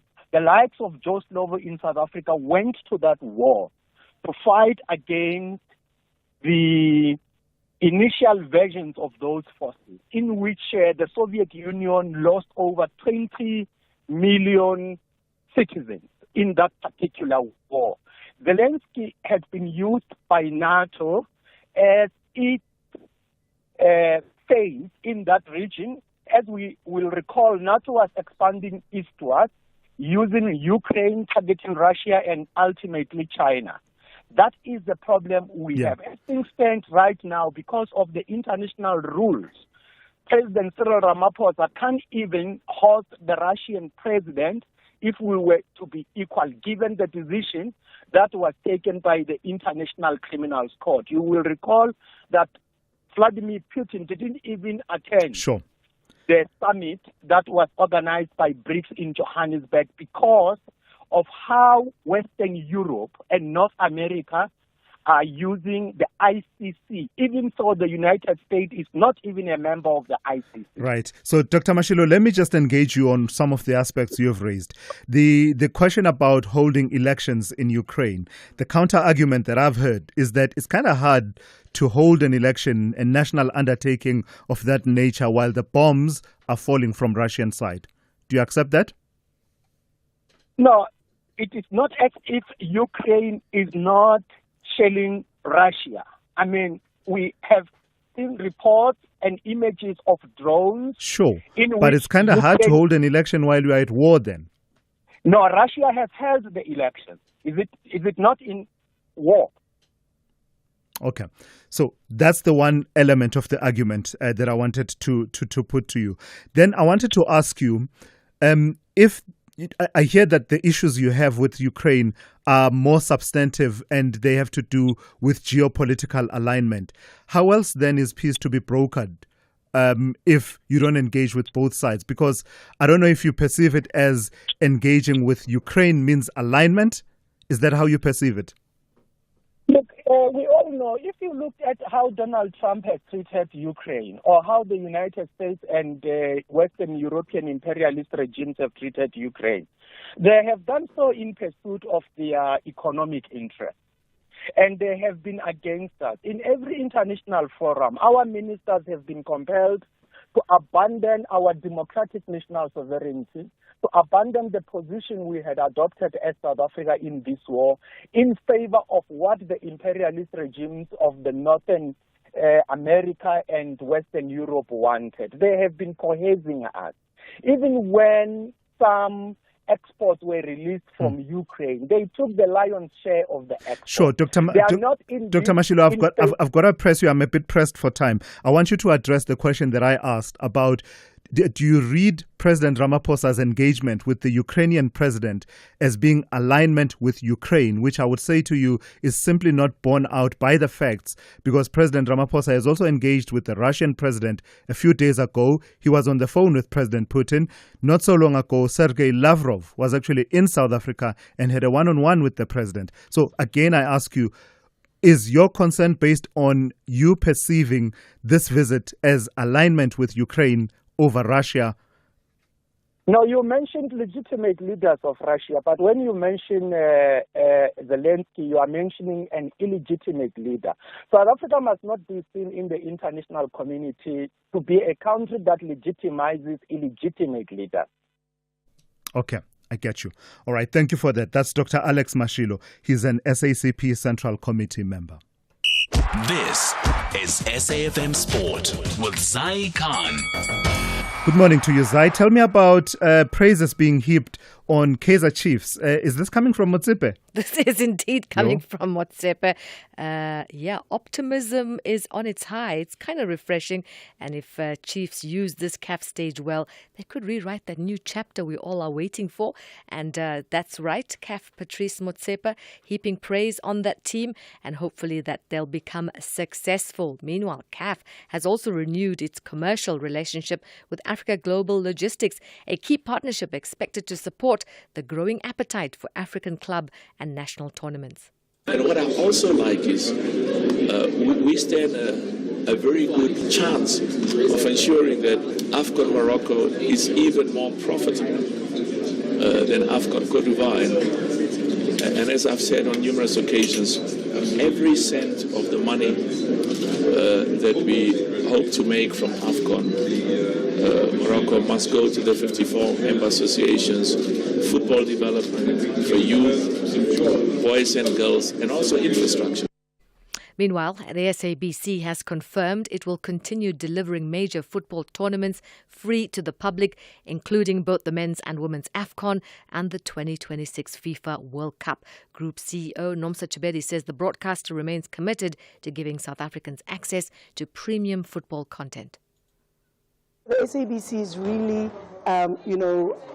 very interested and very committed to ensuring that we unite South Africans by utilizing football as the core, conduit for that. But we also celebrate African excellence when it comes to football, because that's what we're seeing. African football is now a global event. It's one of the biggest events in the world, and SABC is going to be bringing it live to South Africans on our free-to-air platforms. Elsewhere, Mikel Arteta gave a damning verdict on Arsenal's performance in their 2-2 draw with Crystal Palace as Liverpool moved within 1 point of clinching Premier League titles. We never got the consistency in many areas to completely dominate the game. We always had the feeling that, we had the ball, we had possession, we went in front twice, but the game wasn't grabbed, it wasn't dominated and controlled in the way that we normally do. But as well, credit to Palace. They are very well organized. They are a really good side, and they made it difficult for us. And the reality as well that today we're at our best. And finally, cricket. The Mumbai Indians broke into the top 3 of the Indian Premier League with a 7-wicket win over the Sunrisers Hyderabad. More sports coming up. Top of the hour. I'm Zai Khan. Good morning, I'm Anne Musa. In the headlines, Finance Minister Inoko Dongwana has written to National Assembly Speaker Toko Didiza indicating the decision to reverse the 0.5 percentage point VAT increase, which was supposed to come into effect on the 1st of next month. The legal representative for Murwadi Cholota, who's accused number 17 in the 255 million rand asbestos corruption case, says they will reveal to the court damning information about the illegal manner in which Cholota was brought back to the country. And police say they've seized 60 unpolished diamonds and arrested over 360 suspects across the country this past week. It happened during Operation Valamgoti, targeting illegal mining activities. I'll have details on these and other stories at 8. SAFM, guiding you through the rush hour traffic. It's a very busy morning in the traffic around the Greater Tshwane area. Lots to deal with. One is the top story is the major explosion, fire event at Waltloo substation overnight last night. A lot of areas without power, and that will translate to traffic lights down in those areas, again, fed by the substation. Otherwise, we've got very heavy backlogs on the mighty Momopani Highway this morning at Block XX going in and out of Shoshanguve. So it's a full lockdown both ways. You might want to move across and use the M35 Sutpan Road as your alternative route. Flooding in Centurion, that part of Tshwane this morning. The usual John Foster and Arabi at the Henops River is being closed, so there'll be some looping around there. It's Deep Biko going north through Sunnyside, closed, of course, because of that section of roadway that collapsed yesterday. Joburg's M2 driving out of town towards Germiston. A crash at Joe Slovo, still very heavy from the Crown interchange. Big backlogs on that M2 this morning. Crash on the N12, Joburg bound, just after Tom Jones Street, so delays coming through from Snake Road. Durban, both ways into a Spaghetti Junction on the N2, quite heavy. Northbound, you'd expect it. Southbound will surprise you. It's backed up all the way through to Inunda Road. And then Cape Town, lights are out Kilbasson at Bosmansdam Road again this morning, so some extra pressure there. N2 at Somerset West is quite busy into the Victoria Street Junction, and Marine Drive coming out of Tableview. It was heavy going home last night. Pretty bad this morning with backlogs from Bayside all the way to Racecourse Road. Rob Byrne, SAFM Traffic. Stay on top of all meaningful, top trending stories right here on SAFM. Leading the conversation. The Business Update on SAFM. Back with more economic insights for you is Ndauling Lechela. Ndauling, let's start with news out of the banking sector. Some really good news coming out from Capitec.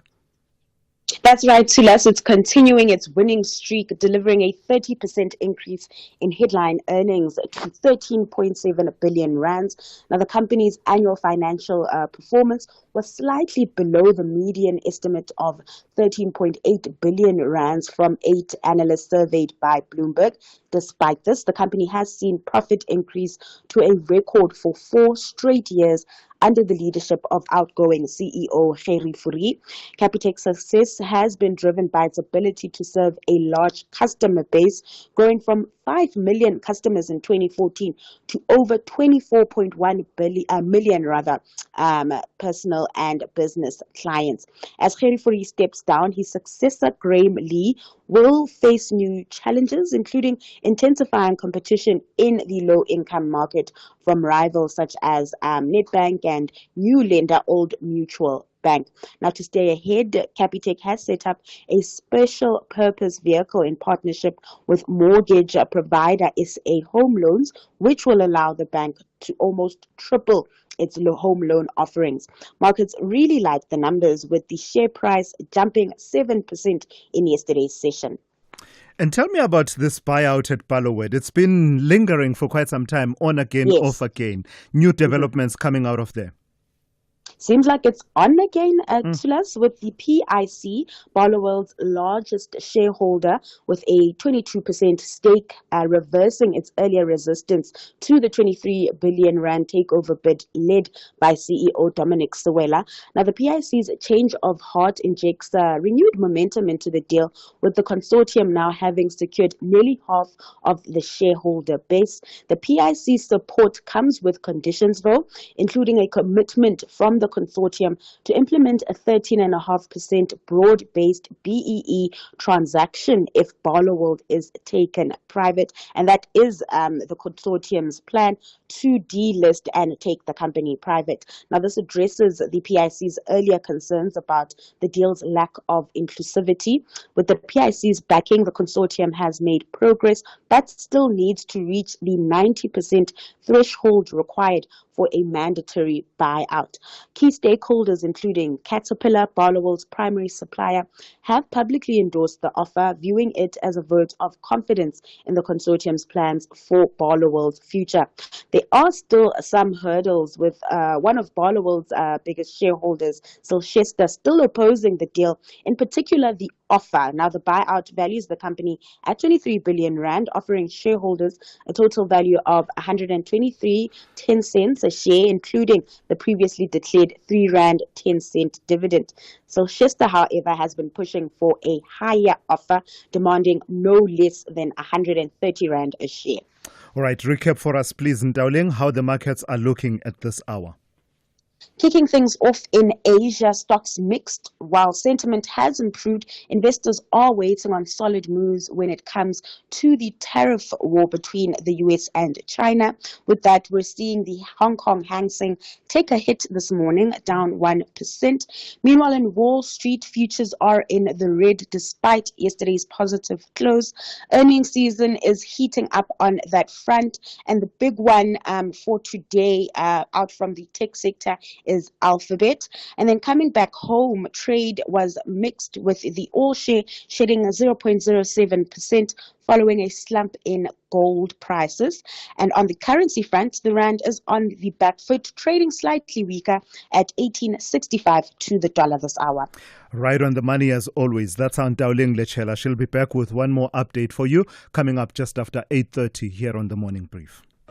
The Spanish Princess series continues the story of Queen Catherine and Henry VIII.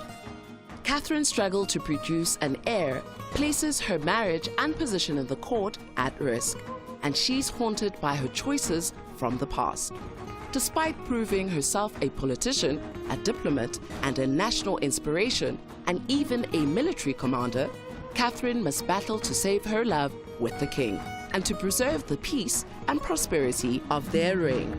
The Spanish Princess Season 2 airs Saturdays at 9:30 p.m. only on S3. Open up.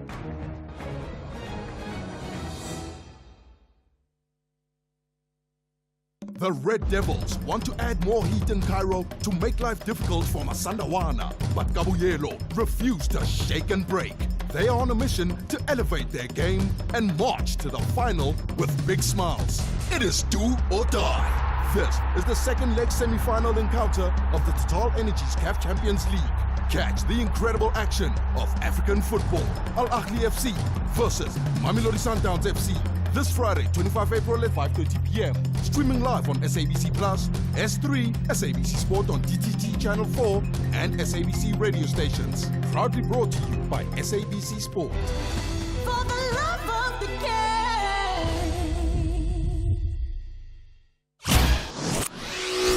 Thulasizwe Simelane on SAFM. 20 minutes to 8. So let's return to that big story that we are covering this morning. The decision by the Finance Minister and National Treasury to reverse course as far as the VAT increase that was meant to kick in on the 1st of May is concerned. I'm joined by Herman Mashaba, who is the Action SA leader. Good morning to you and thank you for your time this morning. I can imagine that this is a moment where you'll be saying to South Africans, I told you so. I told you there would be no VAT increase come the 1st of May. Yeah, thank you very much and good morning to the listeners. Remember, after our proposal, which we tabled in the Standing Committee on the 1st of April, and in Parliament on the the following day. And as Section SA, we committed to South Africans that there won't be VAT come 1st of May. And a few days later, we submitted and we did communicate to South Africans so that we've submitted proposals to National Treasury to the value of just over 110 billion rands of other revenue streams. But obviously we needed to really give them the space to do that. And I don't know why South Africans just completely ignored the report which served in the Finance Standing Committee, which served in Parliament. Unfortunately, there's a misreading. People who, some of them voted, some of them obviously with nefarious agendas, just completely ignored this. But fortunately enough, we glad as Action SA that all the parties kept to our commitment to ensure that we don't impose VAT on South Africans. Did this change of course necessarily come from the engagement processes that you undertook alongside the Finance Minister and National Treasury and other political parties, or was it a reading of the writing on the wall, as the DA has argued, that the Finance Minister was going to lose the court case that had been lodged that meant to interdict the coming into effect of the VAT increase on the 1st of May? Which one was it, and does it matter? Well, unfortunately, the DA lies and misinformation. Unfortunately, people don't realize when you lie in life, you always have to keep remembering, and it is a disease that unfortunately only DA must deal with.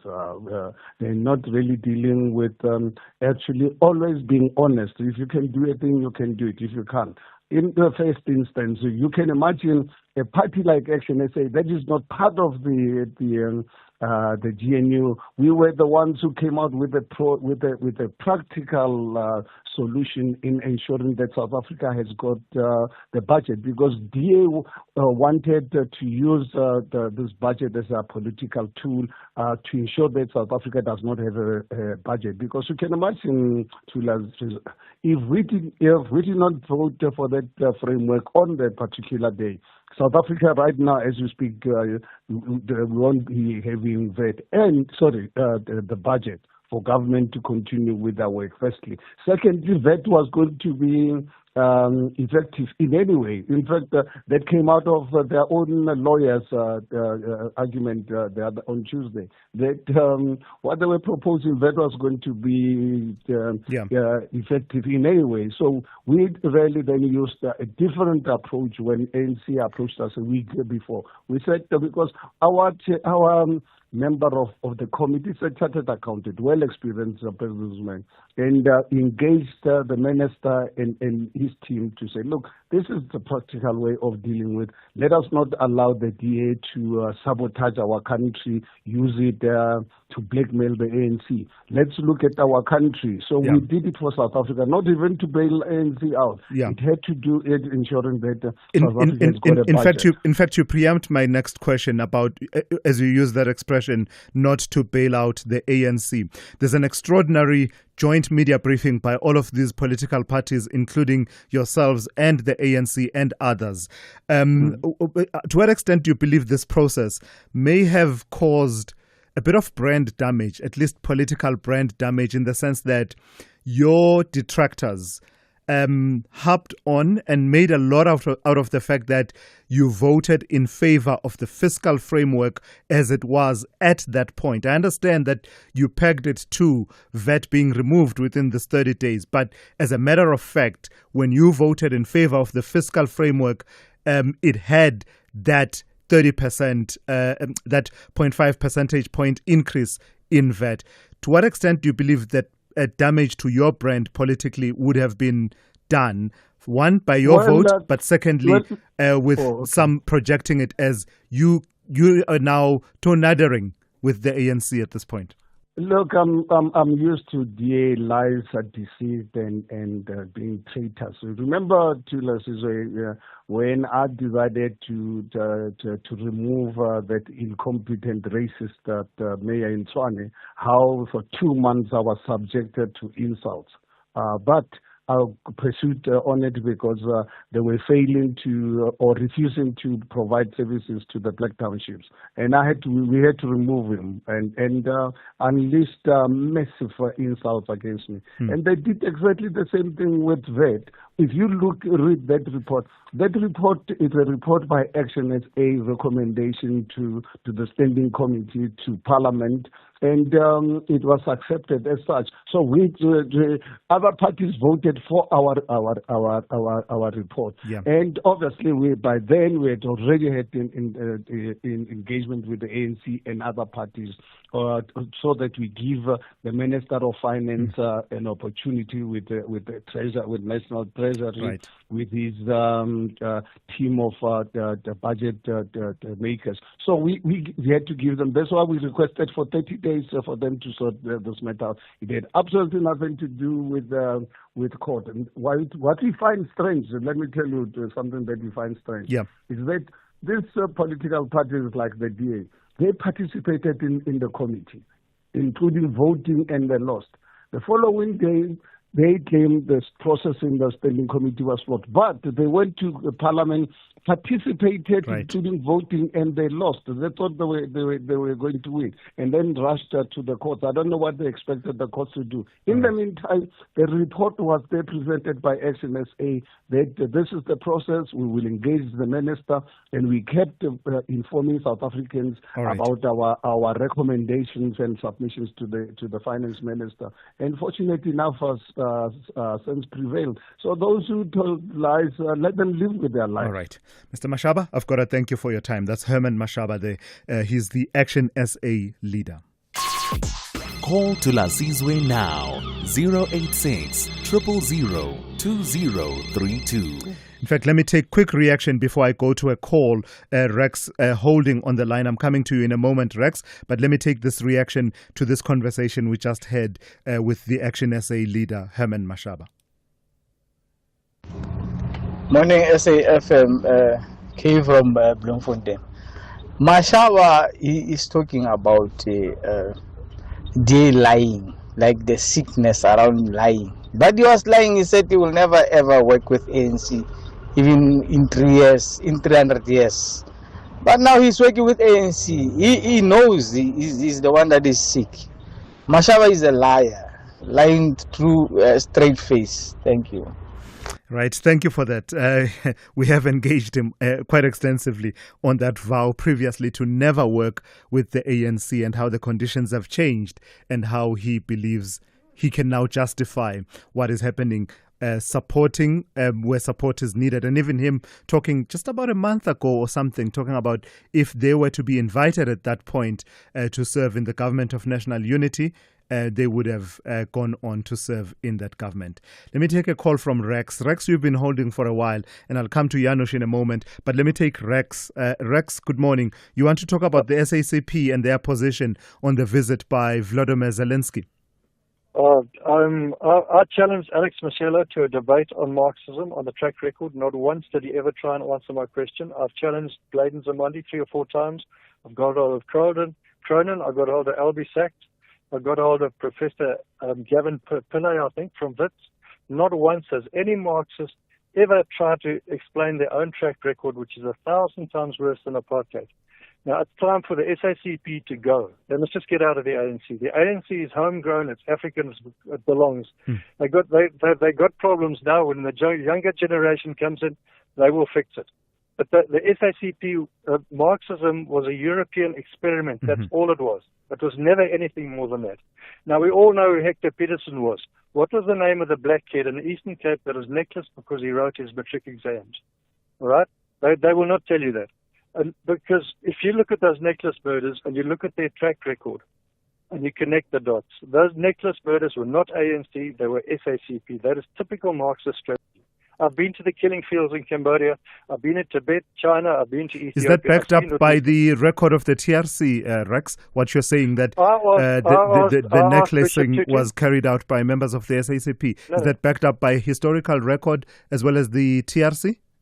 It's difficult to find any reference, but I got hold of Bishop Tutu on this radio station. He's been interviewed by John Perlman, and I asked him why he had Marxists sitting in judgment of apartheid when their track record was far worse. So if it's difficult, sorry, Rex, I'm sorry. If it's difficult to get a hold of the record, how can you boldly make the assertion then? Well, okay, Maikis Kosana was the first black woman captured on camera being necklaced. The TRC gave her a pardon in case she wasn't a collaborator. Does that sound right to you? They had video footage. They've never, ever investigated. If you look at those necklace murders and you look at their track record, their methods, in Cambodia, in Russia, all over the world, it follows the same pattern. Right. Okay, Rex, thank you. I think I've heard you making your point about what the SACP is saying about Ukraine, but also juxtaposing and linking that to the historical tradition of Marxism. That's Rex there in Leidenburg. We'll continue with your calls in just a moment. SAFM, guiding you through the rush hour traffic. What's going on around Tshwane? We'll start in the Centurion side with the closure of John Foster and Rabi, again due to flooding. That Henops is under flooding, so that section of road is closed. It will force traffic either up to Littleton or down towards Hendrik Verwoerd, and those routes will be busy. The N1 North this morning from Botha Avenue heading through towards Rigel is slow. There is a crash in that area just past the R21 highway. Staying in the capital, Mopani Highway's had some heavy traffic at XX. It still is very slow coming out, but also going into Shoshenguve. So you might want to just avoid that one for the next little while. And also just staying in the capital, Steve Biko going north through Sunnyside remains closed due to that road collapse situation yesterday. Joburg's N3 North coming in from Spreadview's heavier crash before you get to Heidelberg Road. That's causing a backlog down towards Barry Marais. The M2 leaving Joburg still under pressure with a crash at Joe Slovo. It's been with us all morning. That backlog is severe right through to the Crown interchange area. Durban, the N2 running north up through Spaghetti Junction, busy as normal. It's the N2 South that'll surprise you this morning. Currently sitting from Inanda Road down to 4 level. Umgena Road coming off the M19 at Reservoir Hills into Springfield. That is quite an unusual backlog. And the M4 Southern Freeway queuing up through the Clarewood area. Delays up towards the M7 exit. Cape Town, pressure on the airport approach road. Exiting the N2 going into the airport. It looks like maybe a broken down vehicle there. Just south of that, Borchard's Quarry going in and out of Nyanga is very slow across the N2 highway bridge, and no lights Kilberson at Bosmansdam, so delays both ways going to and from that sort of Burgundy estate area. Rob Byrne, SAFM Traffic. It's the catch of the season as our 3 madcap fishing fanatics are back, embarking on even a more exciting adventures across the globe.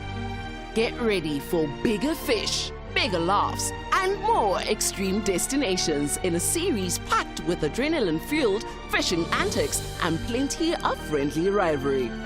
Fishing Impossible Season 2, Fridays at 10 p.m. only on S3. Open up.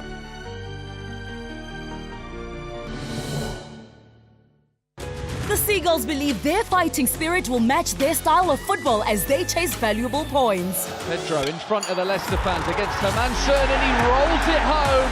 João Pedro gives Albion the lead. While the Hammers have a big task to prevail away from home. Clips it in there, and Bowen!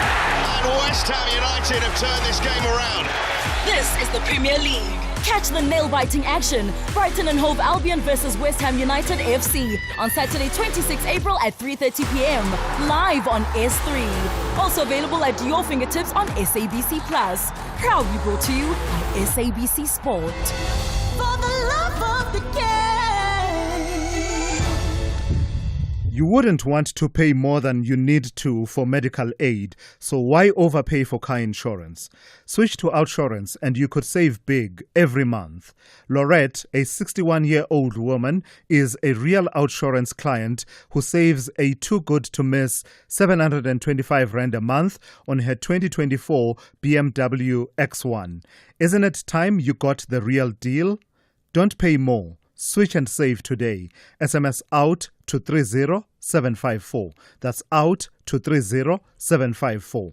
With Outsurance, you always get something out. A licensed insurer and FSP. T's and C's online. Call Thulasizwe now. 086 000 2032. Yeah, I want to try and squeeze in as many of these calls as possible. So if you don't mind, short and sharp for me, please. Max in Kronstadt, good morning. You want to talk to me about the situation with the DA and what has happened with the VAT increase? Yes, good morning, Chilos and all the team. Thank you very much. You are taking to the water like a duck. Thank you. To the show. Thank you very much, sir. Yeah, that is, Simelane. You know what? Karabo came into the studio and she says the DA has won. What the DA was trying to do has not delivered. They went to court to try to force the minister. The process has not concluded. The process that has concluded is the one of Herman Mashaba of 30 days. In 30 days, the 0.5 has gone. So let's tell the truth as it is. The process the DA embarked on to force the minister has not delivered because the court is still sitting on that issue. Yeah. But the issue of Herman Mashaba of 30 days has indeed delivered. Let's give credit where credit is due. All right. Thank you very much. Max, thank you for that. Let me go quickly to Sbo in Durban. Good morning to you, Sbo. Also on the same issue, you are responding to our conversation with Mr. Mashaba this morning. Short and sharp for me, please. Yes, I am. I just wanted to say good morning, first of all. I just wanted to say that Mr. Mashaba, to me, comes across as disingenuous and dishonest because just recently, ASA released a statement to say, oh, if the VAT, we realize that the VAT might not, the VAT might go on, and we will put pressure on the ANC to decrease it as soon thereafter as possible. This is what he said just a couple of days ago. And the other thing is that the ASA, BOSA, and others were pushing for alternate revenue streams as a means to shore up the shortages in that.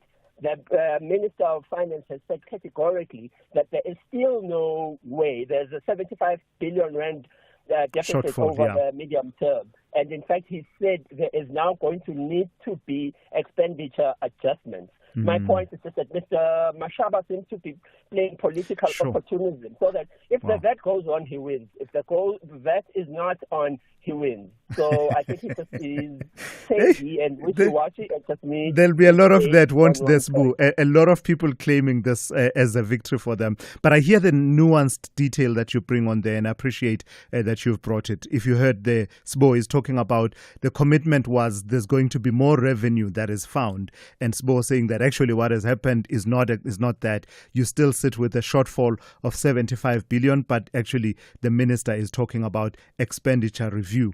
Where do we cut on spending? Mukwena in Rustenburg, good morning. Also on the same issue.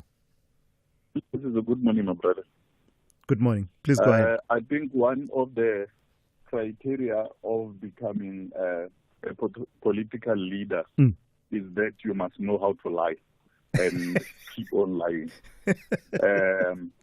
It's very much futile for us to say that Herman Mashaba is a liar.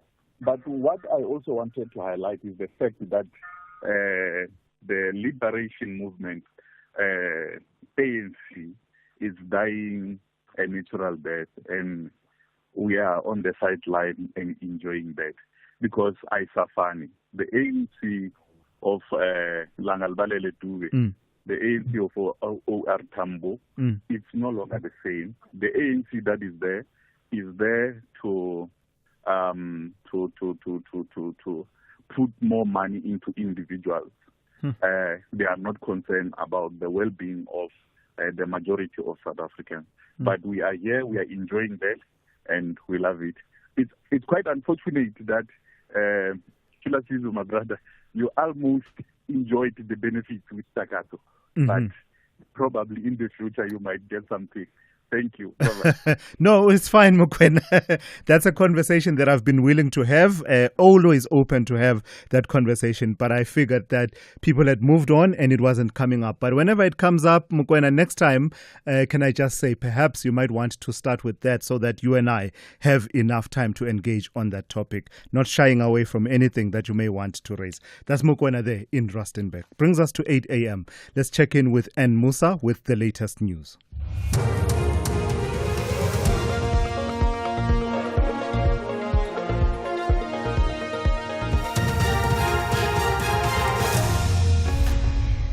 Thanks to us. In our top story, National Assembly Speaker informed of VAT hike reversal and legal challenge against the Western Cape Education Department. Good morning. Finance Minister Enoch Godongwana has written to the National Assembly Speaker Toko Didiza indicating the decision to reverse the 0.5 percentage point VAT increase, which was supposed to come into effect on the 1st of next month. This means that VAT will remain at 15% after strong opposition from some political parties and civil society groups. Lulama Maja reports. The fiscal framework and revenue proposals was passed by the National Assembly early this month with a slight margin. It included recommendations from Action SA, which was against a VAT increase, that National Treasury must be given 30 days to come up with alternatives to tax hikes. The matter was also taken to the Western Cape High Court by the DA and EFF, who are some of the parties that were against the VAT increase, and judgment was reserved. Godongwana says he will soon introduce a revised version of the appropriation bill and division of revenue bill.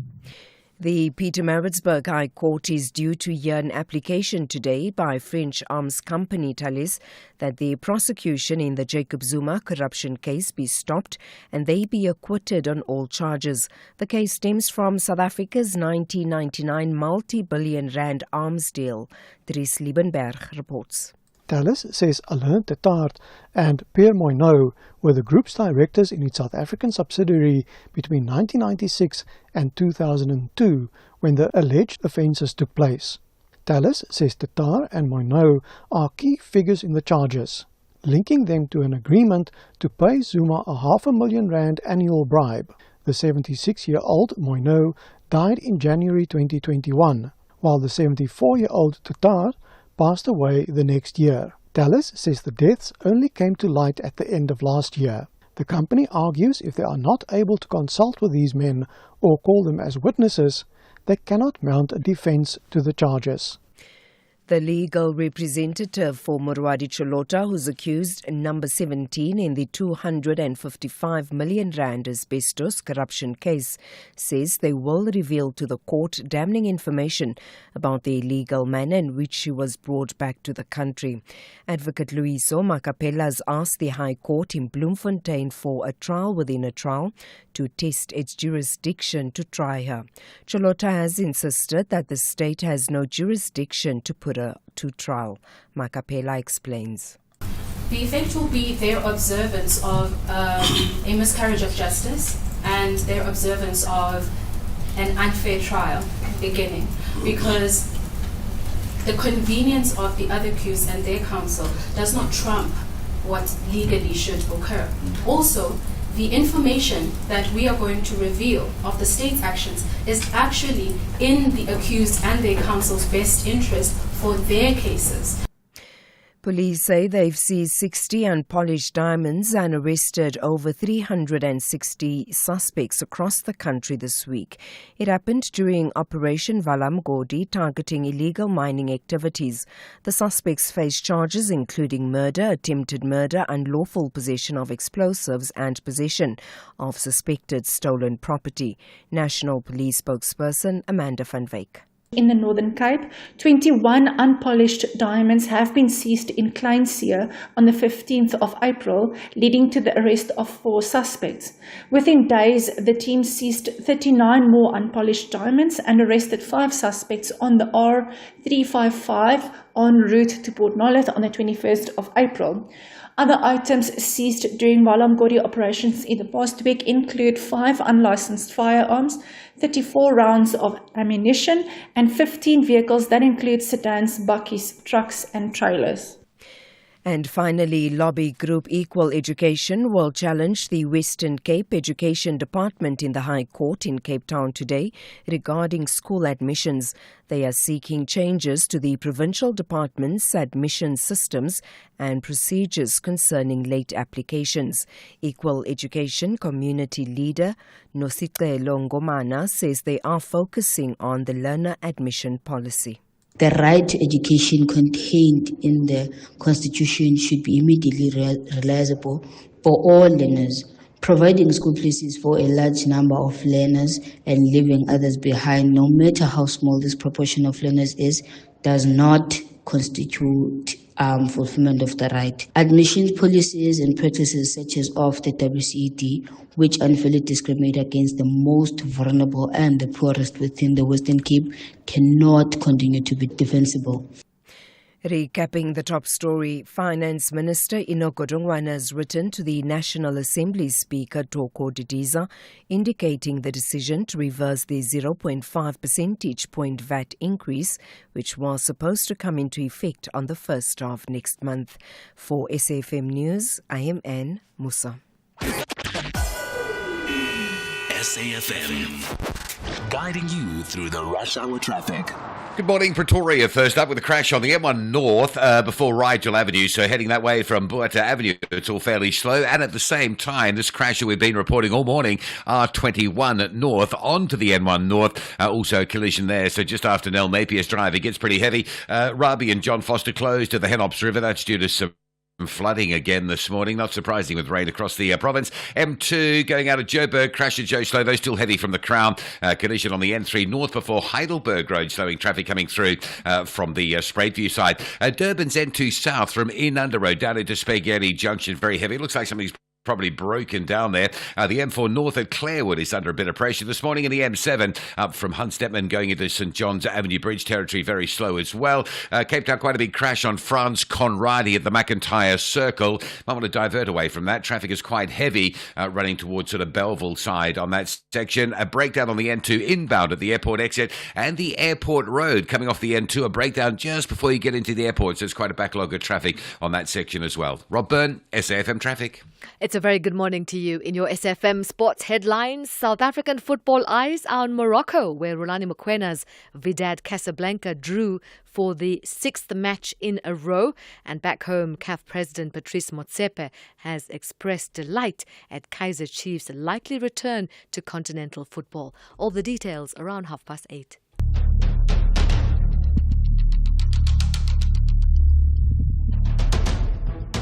The Morning Brief with Thulasizwe Simelane. Weekdays, Monday to Friday, 6 to 9 a.m. The Morning Brief with Thulasizwe Simelane. Weekdays, Monday to Friday, 6 to 9 a.m. Hey, good morning, folks. We are into the third hour of the morning brief here on SAFM. It's just gone 8 minutes after 8. I'm Thulasizwe Simelane. Just reflecting on the various streams along which the conversation has been flowing this morning. Key among them, of course, is that major talking point. We were on the verge In fact, we were 7 days away from a VAT increase of 0.5 percentage points coming into effect. That would have taken the VAT rate to 15.5%. But that's off the table now. Overnight, the finance minister issuing out a statement and saying that actually, after much consultation and various processes, he will be tabling the required pieces of legislation to ensure that the VAT increase does not take effect on the 1st of May. The conversation has quickly become political, hasn't it? In that almost every side is claiming victory. Almost every side is claiming victory. You heard from the DA earlier on saying that the writing was on the wall in that court case that they had brought against the finance minister, and it became quite clear that he was going to lose that case, and therefore they believe that's behind the reversal of cause. And then we heard from Herman Mashaba, the leader of Action SA, who was saying that actually, as they had undertaken, that we assure you South Africans that we will vote for this fiscal framework and revenue proposals despite the VAT being worked into that, but we assure you that from the engagements that will unfold, there will be no VAT increase that comes in on the 1st of May 2025. So that's where we are. A media briefing scheduled for 10 o'clock involving all these political parties, the ANC, Patriotic Alliance, IFP, BOSA, Action SA. I think I had mentioned them and I mentioned them twice. But anyway, those political parties, as well as the DA also saying that they've been approached by the minister's legal representatives saying that let's settle that court case out of court. So that's where we are this morning as you wake up. No VAT increase come the 1st of May. You can share your thoughts on what has transpired. The number to dial 086 000 2032. I'll take your WhatsApp voice notes on 061 410 4107. In the next few minutes, we'll also touch base on this phenomenon of fraud and misrepresentation when people are applying for jobs. This, we are told, is a particular phenomenon given our country's unemployment rates. So let's get on with it. This is the third hour of the morning brief here on SAFM. What is your money doing right now? Is it lazing around in that other account because you're not sure where to move it for premium growth? Well, let's make it work hard in a Standard Bank Money Market Select investment account, where we'll grow it with a nominal interest of up to 7.9% on a minimum deposit of 100,000 Rand. Plus, you get access to your funds anytime. Open yours online or on our app today. Standard Bank is an authorized FSP and registered credit provider. T's and C's apply. The Red Devils want to add more heat in Cairo to make life difficult for Masandawana, but Kabuyelo refuse to shake and break. They are on a mission to elevate their game and march to the final with big smiles. It is do or die. This is the second leg semi-final encounter of the Total Energies CAF Champions League. Catch the incredible action of African football. Al Ahly FC versus Mamelodi Sundowns FC. This Friday, 25 April at 5:30 p.m. Streaming live on SABC Plus, S3, SABC Sport on DTT Channel 4, and SABC radio stations. Proudly brought to you by SABC Sport. For the love of the game.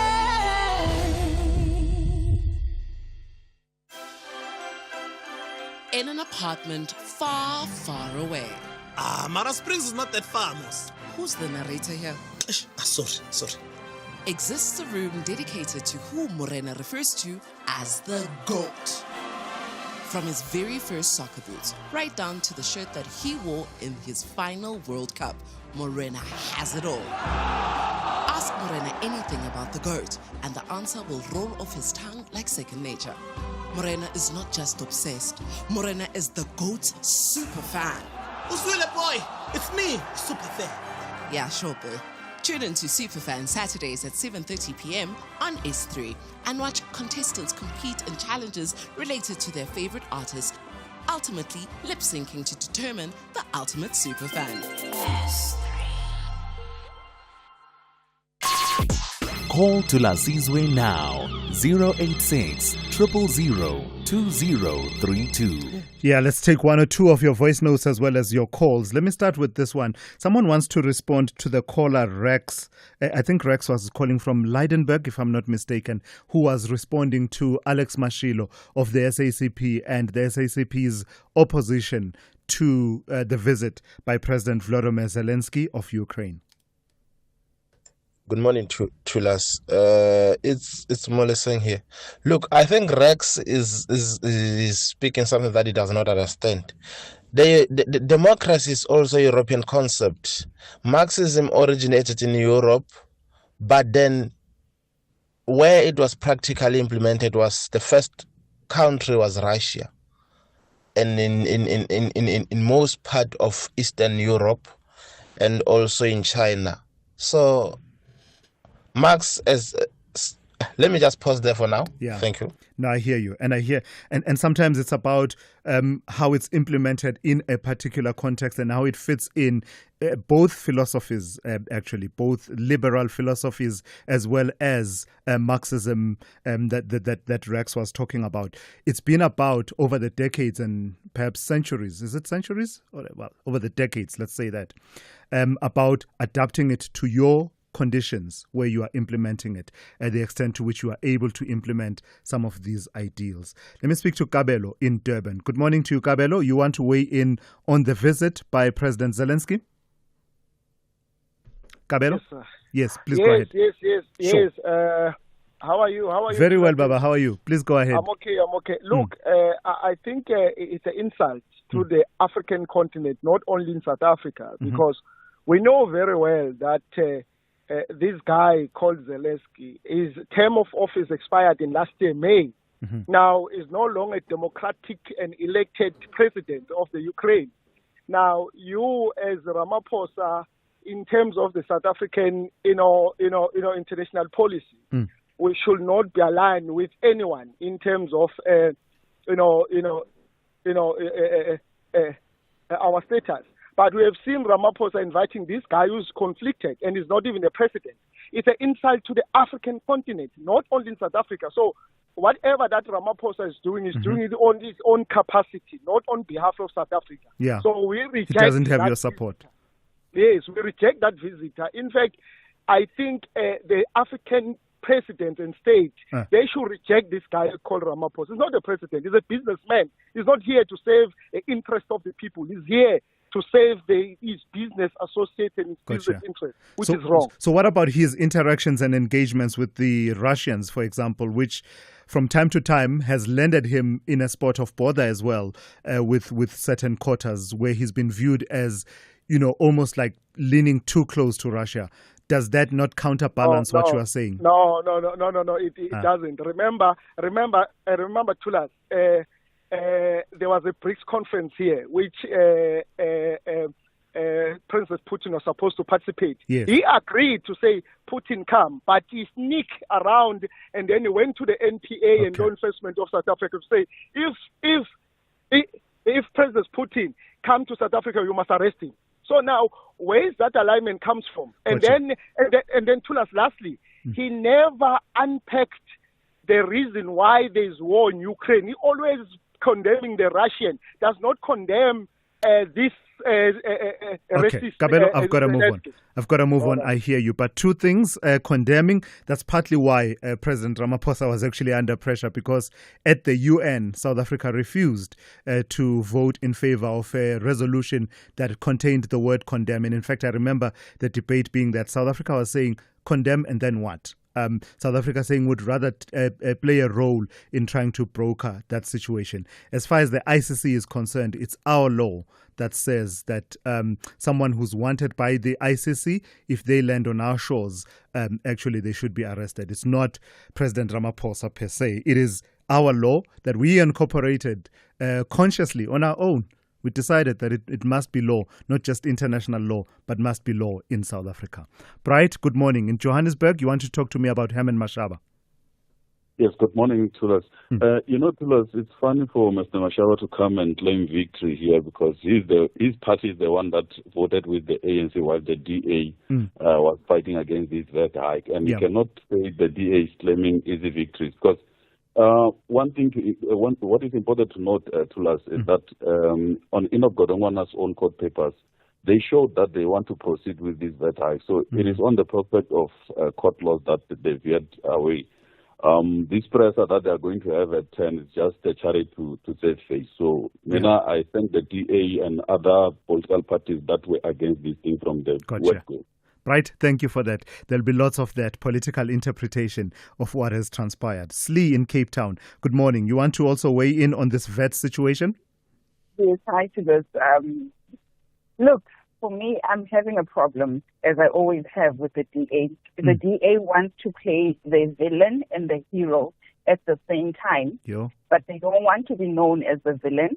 They want to be known as a hero in situations where they are actively the villains in the story, because every single time they never miss the opportunity to remind us that they are governing in unison with the ANC, that the ANC did not win majority. Therefore, they are not in government alone. Right now, their government wanted to implement a VAT which was going to negatively affect South Africans. And as they choose, right, because I feel like they pick and choose when they can call themselves government. As they choose, they now chose to, separate themselves from the image of being the governing, the government of the country, and they now are playing heroes. So one foot in opposition, one foot in government is what you're saying. One foot in opposition, one foot in government. But then they never miss the opportunity to remind us that the ANC did not win the majority. Therefore, the ANC should never act like they're governing this country alone. They need to take responsibility of the consequences of what they went into. They did not want to call it a coalition. They wanted to call it a government of national unity. Now they are united government with the ANC, wanted to impose that. The fact that they took the ANC to court does not make them heroes. It just makes them conflicted people who did not know what they went into, but wanted to force a name into us. All right, Slee, thank you for that. That's Slee. That's Slee in Cape Town there. Thank you for that, Slee. Let me move on to Magdalene in Bloemfontein. Good morning to you, Magdalene. Also on the conversation we had earlier on with Herman Mashaba. Thank you very much, Thulasizwe. Good morning to everyone who's listening right now. You know what, Naz? Listening is the skill. You don't listen with emotions. You listen to understand and to analyze. Herman Mashaba, from the word go, he was not into the point of VAT. From the word go. And by that time, he was far distant from ANC. Point is, you can find the person being far away from the person. And then you check the technique of getting the right thing that you want for the South Africans. Then he said, I'm going inside so that I can fight this thing of VAT whilst I'm inside. He never said he's correlating with ANC, but it was a technical move. You know what, politically so, we need to study politics in order to understand the wavering and the winning point of a political person who is a leader by birth. Point is, he's not into ANC. He is into fighting for the South Africans. That's the main point. Magdalene, thank you for that. Thank you for making that point. It's fascinating. I'm genuinely fascinated by the varying interpretations of what has happened here. It's literally, 180 degree, 1 minute. One person says this, and the very next caller comes in and says exactly the opposite. This is what, we've called the ideas refinery, and I'm truly enjoying it. We'll take more of your calls and your WhatsApp voice notes. Whether it is a CCMA referral, problems with a mechanic, or unfair blacklisting, Clientele legal plans are affordable, and you receive up to 670,000 rands worth of legal services per year. We cover civil, criminal, and labor-related matters. Our legal team will be your support 24 hours a day. SMS SAFM to 32195. That's SAFM to 32195. Clientele General is an authorized FSP and a licensed non-life insurer. T's and C's online. Standard rates apply. In an apartment far, far away. Mara Springs is not that far, Mos. Who's the narrator here? Sorry. Exists a room dedicated to who Morena refers to as the GOAT. From his very first soccer boots, right down to the shirt that he wore in his final World Cup, Morena has it all. Ask Morena anything about the GOAT, and the answer will roll off his tongue like second nature. Morena is not just obsessed. Morena is the GOAT super fan. Uswile boy, it's me, super fan. Yeah, sure, boy. Tune in to Superfan Saturdays at 7:30 p.m. on S3 and watch contestants compete in challenges related to their favorite artists, ultimately lip-syncing to determine the ultimate superfan. Fadlu Davis is back home to finish what he started in East Africa. But Steve Barker and his boys believe they can find an equalizer in their own backyard. Stellies collides with Wekundu Wamsimbazi. This is the second leg semi-final battle of the Total Energies CAF Confederation Cup. Catch the spectacular contest of African football. Stellenbosch FC versus Simba Sports Club. This Sunday, 27 April at 2:30 p.m.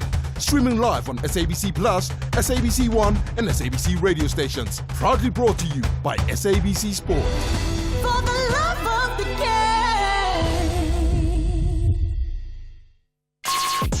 Call Thulasizwe now. 086 000 2032. Vusi and Siabonga, short and sharp for me if you don't mind. Let me start with you, Vusi in Kokstad. You want to talk about Zelensky this morning?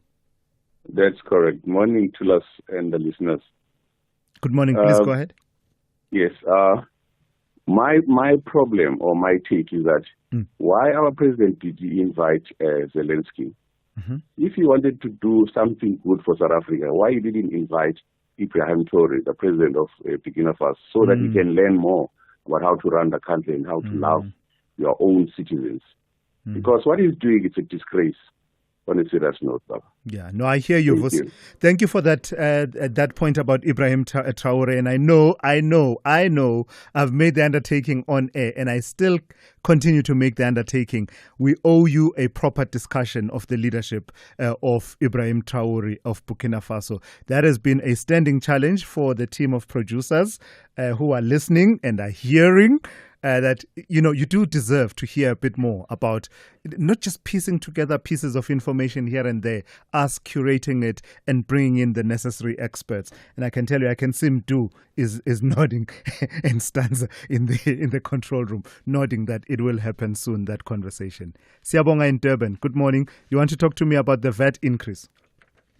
Yes, Makuja, thanks for the time. Well, Makuja, I think we listening to what Herman Mashaba has said. I think I've lost a little respect that I had for him lately. You know, it's clear the timing itself of the decision by the finance minister.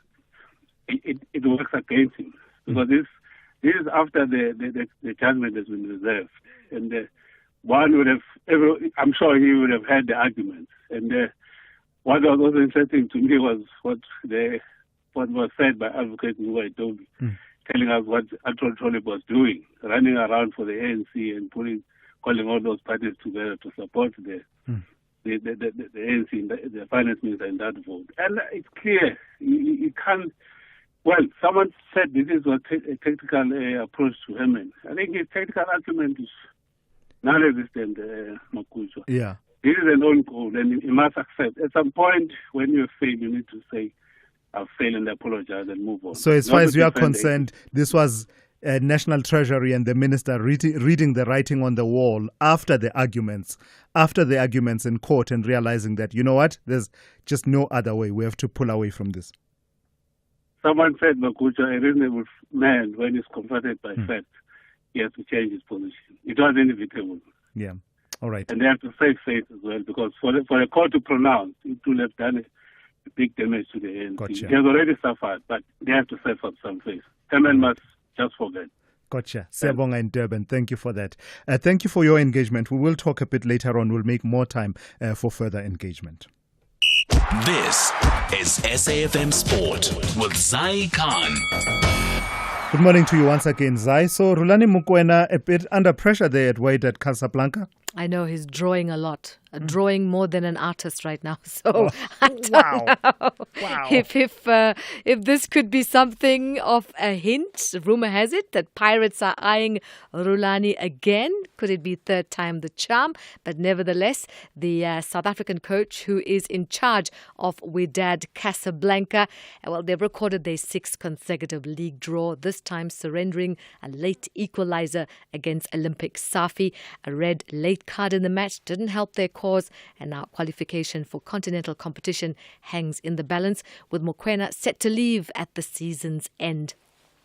Closer to home, former Orlando Pirates winger Dikgang Mabalane has praised the strong impact of the club's deadly young sensations in the CAF Champions League. The duo of Relebohile Mofokeng and Mohau Nkota have contributed directly to 12 goals in the Champions League tournament this season, with the possibility of having an all-South African final in the Champions League between Pirates and Sundowns still alive. Our football is being recognized, and we have more than just one club flying the flag, representing the continent for that matter. I think that's what we want. That's what I would want to see. It says a lot about our football as well. The standard going up, being recognized as one of the football, big football clubs that will also produce good football. Now, the junior Springboks, they assembled in Gqeberha yesterday to begin preparations for the Rugby Championships Under-20. According to the SA Under-20 coach Kevin Foote, they're happy to be in the Eastern Cape for the tournament, which kicks off next week at the Nelson Mandela Bay Stadium. And the big day for us was all about clarity and ensuring that the guys take what we learnt in those camps and making sure that everybody's aligned, and we're keeping things pretty simple. We believe that our accountability piece will be important, but guys can only be accountable if they have clarity, and then we'll support them around that. So that was great. Again, the medical team have done a really good job ensuring that the players are fit, and we've got 31 really good, keen players ready to go. So selection will be a challenge for us now.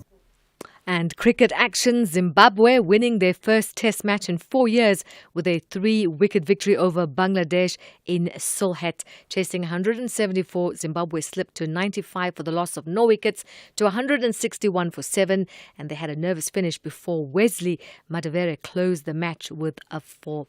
And that's how we close your sport on the morning brief. We'll have more with John Hedeka around 12:30. I'm Zai Khan. Good morning, I'm Anne Musa. In the headlines, the DA has welcomed the reversal of the 0.5% VAT increase, which was meant to take effect next Thursday. National Treasury earlier this morning announced the reversal of the controversial VAT hike following extensive consultations with political parties. The Pietermaritzburg High Court is due to hear an application today by French arms company Thales that their prosecution in the Jacob Zuma corruption case be stopped and they be acquitted on all charges. And motorists have been advised to use alternative routes when travelling between Klerksdorp and Potchefstroom in the northwest. The Provincial Transport Management Department says the N12 has flooded as a result of heavy rains. I'll have details on these and other stories at 9. SAFM, guiding you through the rush hour traffic.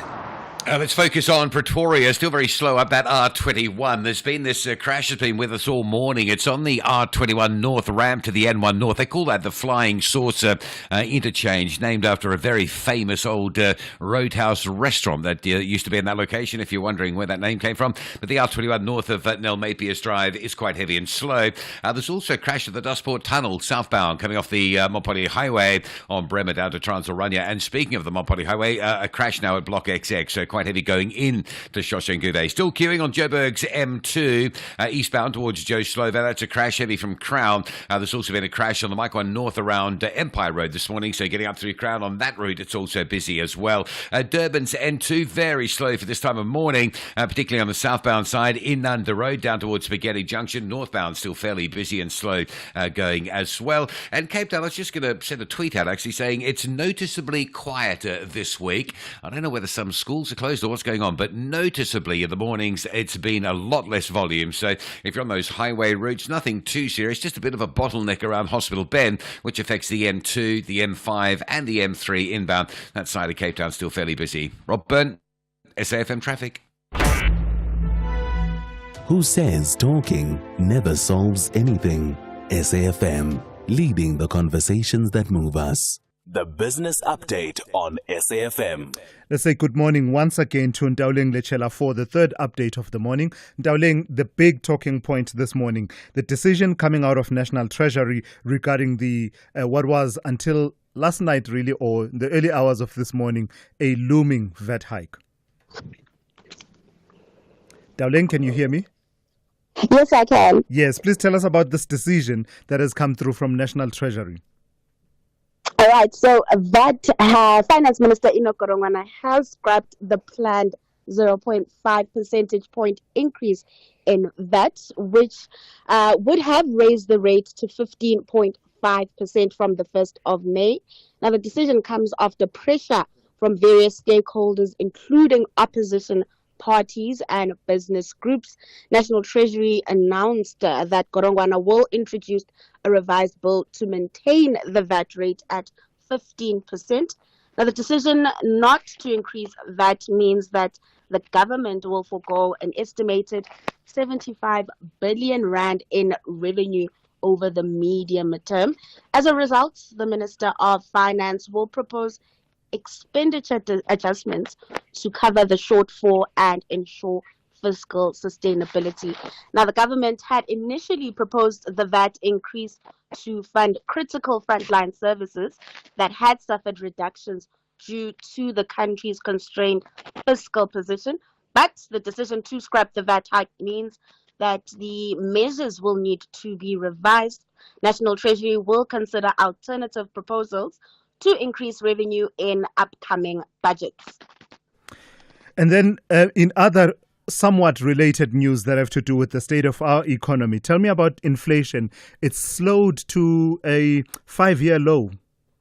That's right, Sulas. Consumer prices easing to 2.7% last month, down from 3.2% in February. And this was driven by lower fuel prices, subdued domestic demand and softer global oil prices. Now, despite this favorable inflation environment, economists remain skeptical about the central bank cutting interest rates soon. The March reading came in below forecast, falling outside of the Reserve Bank's target range, being 3 to 6%. Now, the bank kept the repo rate steady at 7.5% in March, citing rising inflationary risks and global economic uncertainty. Economists believe the Reserve Bank may start cutting rates from July onwards as inflation expectations fall in line with the bank's longer-term objective. But global risks and uncertainty may keep the bank cautious. Economists also forecast inflation to remain steady in April before rising in May due to monthly pressure on food inflation. Lastly, Ndauleng, what kind of a day can we expect in the markets on this Thursday? So we're likely to see the JSE open mixed, just following global markets. Lots coming up on the company news front. The Anglos group, including Amplats and Kumba Iron Ore, out with production updates today. So lots for markets to digest on the local front. The rand still on the back foot this morning. It's trading at 18.65 to the dollar. Over in the States, futures are in the red, reversing yesterday's gains. We are seeing earnings in focus on that front, with Alphabet out with numbers today. Then over in Asia, stocks on that front are pretty mixed. Those stocks are on track to end the day mixed today. All right, thank you for that. That's Ndauleng Lechela. She's kept you updated on business, economics, and the markets over the last 3 hours here on the show. As the cost of living rises, from school fees to the price of cereal, you can take comfort in knowing that with Outsurance, you could save big on your car insurance. Savings that could make a real difference to your budget every month. Outsurance client Mikey knows all about it. These guys are super fast, they're very helpful. My bank account is flexing. Why wait? Switch and save today. SMS out to 30754. That's out to 30754. Outsurance is all about giving you value for your money. Enjoy life-saving services like Help It Out, with 24/7 access to panic assistance, roadside assistance, and home assistance with just a tap on the app. Feel good. That means that I'm being looked after. Make today the day you switch. SMS out to 30754. That's out to 30754. With Outsurance, you always get something out. A licensed insurer and FSP. Limits apply. T's and C's online. Hey, gorgeous. Want to keep your glam game strong and your bank account happy? It's time for big beauty savings at Dis-Chem. We're talking next-level flawless skin with a whopping 30% off Eucerin, Neutroderma, Dermactin, and Bioderma, and 20% off the hottest beauty brands like L'Oreal, Revlon, Yardley, Maybelline, LA Girl, Palladio, all in one place. Shop big beauty savings at Dis-Chem and slay while you save. Hurry, deals end 11 May. El Clasico is here. Barcelona takes on Real Madrid in the Copa del Rey final. And you can catch every moment on S3 or stream live on SABC+. Watch two of the world's biggest teams fight for Spanish football's ultimate trophy. Don't miss out on the heart-pounding action. Head to sabcplus.com to register right now. Or tune into S3 on Saturday, 26 April at 9:30 p.m. for the live broadcast. This is the Copa del Rey final. Barcelona versus Real Madrid. Proudly brought to you by SABC Sport, your home of great football. For the love of the game. Across South Africa, online and on radio. SAFM, let's talk. Yeah, 20 minutes to 9. What's that they say? Never a dull day in our politics. And it's just amazing how. So the bottom line is there's not going to be a VAT increase of 0.5 percentage points come the 1st of May, right? That's according to the finance minister overnight. But what I'm fascinated by is just the politicking around how we arrived at this point, the different interpretations of what led us to this point. As I speak to you now, and that's why I'm chuckling a little bit, just how rapidly it's all moving. The Democratic Alliance is currently addressing a media briefing in Parliament, basically on this issue, and no doubt giving their interpretation of what the pressure point that yielded this outcome was. And this is ahead of what had been announced by these multiple political parties, the ANC, IFP, Action SA, BOSA, Rise Mzansi, etc., Patriotic Alliance and others. Their briefing is at 10, but they've been eclipsed and overtaken in terms of being first to the podium. Helen Zille is currently at the podium. Let's hear from Zwelinzima Mavavi, SAFTU General Secretary, who joins me now to take this conversation forward. Good morning to you and thank you for your time this morning. So, did it appear to you that there was just simply no way out? This was the only inevitable decision that the minister had to take? Well, before I address that, Thulasizwe Simelane, let me add on to a very passionate caller yesterday who gave you your flowers for us thank to you. leave. I appreciate that. You in terms of how you have conducted yourself and managed this responsibility to be the spokesperson of the marginalized. I'm humbled. You use your platform to encourage debates among South Africa in the most humble way. Thank you so Down much. to earth as you have always been. And I'm we want blushing to add now. our voices to that that caller. And I was listening. In relation to the question, well, the victory is sweet and the victory will be claimed by everybody under the sun. SAFTU, the rest of the labor movement, the civil society formations, the working class as a whole, has been protesting in the streets of Cape Town, rejecting the VAT, rejecting the austerity budget, rejecting austerity program, calling for the introduction of the wealth tax and calling on the government to shift the tax burden away from the shoulders of the poor and the marginalized to the shoulders of the rich. So we feel very good this morning that the VAT will not increase on the 1st of May. What a day that they have chosen, the very workers' day, to put the button even more. So we're very, very happy. We welcome the announcement by the Treasury, but we say our victory and our road is not over. We still demand that there must be the introduction of the wealth taxes. We still demand a progressive net wealth tax on individuals with assets of more than 15 million. We still demand inheritance tax to form and to curb the generational wealth hoarding. We still call for the restoration and strengthening of the estate duties. We still call for the introduction of the wealth tax, solidarity tax, and the restoration of the corporate taxes back to 30% and all of that. Yeah. Because we do understand that South Africa is facing a massive developmental backlog. If you look at only the target we set ourselves through the NDP, that by 2030 we will be at least a 6% unemployment rate. We're facing now a situation where we've with 1.9%, and that the face of unemployment has remained black people, the people in the rural areas, our youth and women. So the struggle is long to be really over. We need to intensify the struggle as the working class against the austerity.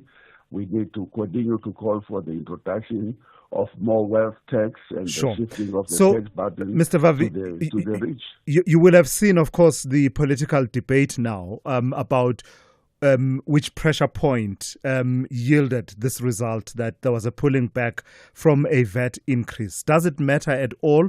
And in your view, will there be a political price to pay for either of the parties that have been the main protagonists on this issue? Well, they were bleeding profusely from this decision they have taken. All of them, including the opposition parties that are in the government of national unity.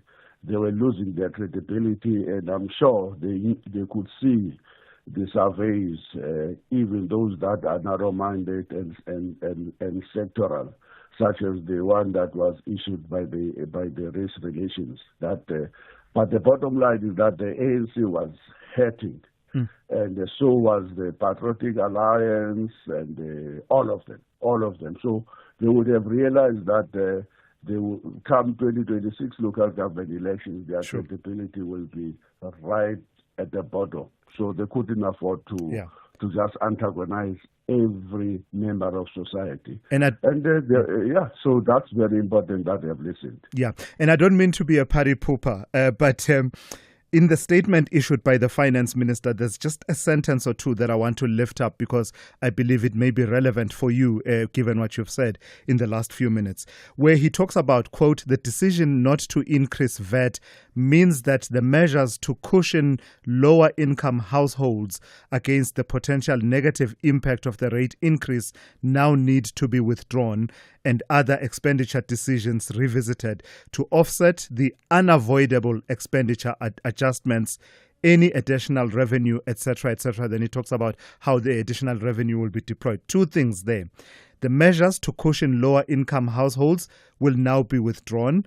Plus, he's talking about unavoidable expenditure adjustments. When you hear those words, are you worried about some of the decisions that will have to be taken? Because clearly it doesn't seem that there'll be additional revenue other than what SARS has already collected or is in the process of collecting, but rather focus will be on expenditure, including on those measures to cushion the poor, but also as far as what they're calling unavoidable expenditure adjustments. There's nothing we hate more than that statement.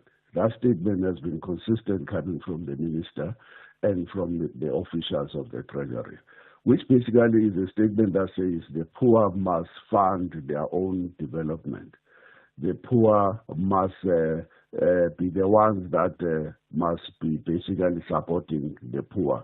So the minister has been taking a gun, putting it on our heads to say, you have to agree to the VAT increase, or else I'm not going to maintain the mere 370 rands that I'm giving to the poor and forget about the introduction of the basic income grant of 1,500 as we are demanding. The minister has been saying that, you don't allow me to increase the VAT, I'm not going to cushion you by increasing the other social grants and to be at least close to the inflation rates. The minister has been basically saying that if you don't agree to increase the VAT, you are on your own. You're going to see more austerity. We're going to cut the budget in all the front-line service areas, health, education, security, you name them all. We reject that statement because it is not just arrogant, but it is so insensitive. This government, at least the ANC, came into power in 1994 promising a better life for all and promising to introduce a more progressive taxation system and measures that will make sure that it will be the rich that will pledge solidarity through tax reforms to the unemployed and the poor. Sure. And certainly, come 2025, it must be the poor that must pay for their own development. That's an unfortunate statement, and we hope that other parties in the government of national unity will say no to that, will continue to insist, and that's where SAFTU is. We want the basic income grant of 1,500 rand.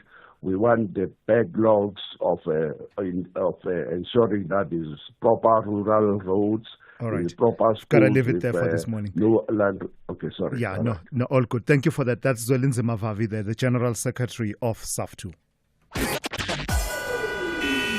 SAFM, guiding you through the rush hour traffic. Two crash-ins around Pretoria causing some delays this morning. One on the Mopani Highway at Block XX. It's heavy if you're going into Shoshengu, though, so the R80 northbound under pressure there. Also a crash at the Dustford Tunnel. You may just find yourself being diverted off that route and taken to alternatives. There's a bit of a backlog on Bremer into the tunnel and some local routes looking busy as well. The R21 north onto the N1 north. That crash scene at Flying Saucer has finally been cleared. Jedburgh's Mike 1 heavy from Boyson's up to Empire Road, still jam-packed up through the Crown and Double Decker. An earlier crash on the M2 eastbound at Joe Slovo. Things are starting to move through there again this morning. Durban's N2, we've been tracking some heavy traffic this morning around Spaghetti Junction, Umgena Road. As I come to you live, I can report that's almost all cleared up. The northbound looks okay. Just the last bits and pieces on the southbound run into Spaghetti Junction being cleared away as well. Cliffdale looks all right. Nothing too alarming there at this stage. And Cape Town, as I mentioned before, it's noticeably lighter volume week in Cape Town. It's been like that since Tuesday, since we went back to work after the holiday weekend. Although there is a bit of pressure around Hospital Bend, the N2 inbound, slow from sort of Langa territory. Behind that, the M5 coming up from Rondebosch is quite slow. And you've got those roadworks around Goodwood on the N7 south, just by the railway bridge and down by Viking Way. So it's quite a backlog these days going from Goodwood along the N7 towards Epping. Rob Byrne, SAFM Traffic. From the shows that bring us laughter to the moments that inspire us, your SABC TV license makes it all possible. Every license paid supports local stories, top talent, and the programs that unite South Africa. Pay your TV license today. Visit tvlic.co.za or your nearest retail outlet. Hashtag your screen, your story. Together, we make it happen. Dango, for the love of the game and Mzansi for sure. Soccer Zone has relocated to a new slot, 9 p.m. live every Monday on SABC 1. Mzansi Africa. Fascinating goals. The unbelievable saves. From Africa Borwa to the entire African continent, to the Bundesliga and the Premier League. High-level reviews of crucial match scenarios by the legendary Mr. Rev. Top-class analysis, latest news about the beautiful game. And Momish of the Week. SABC Sport Football Weekend ends on Mondays at 9 p.m. on Soccer Zone. Live on SABC 1. Also available on SABC Plus and SABCSport.com. Proudly brought to you by SABC Sport. For the love of the game.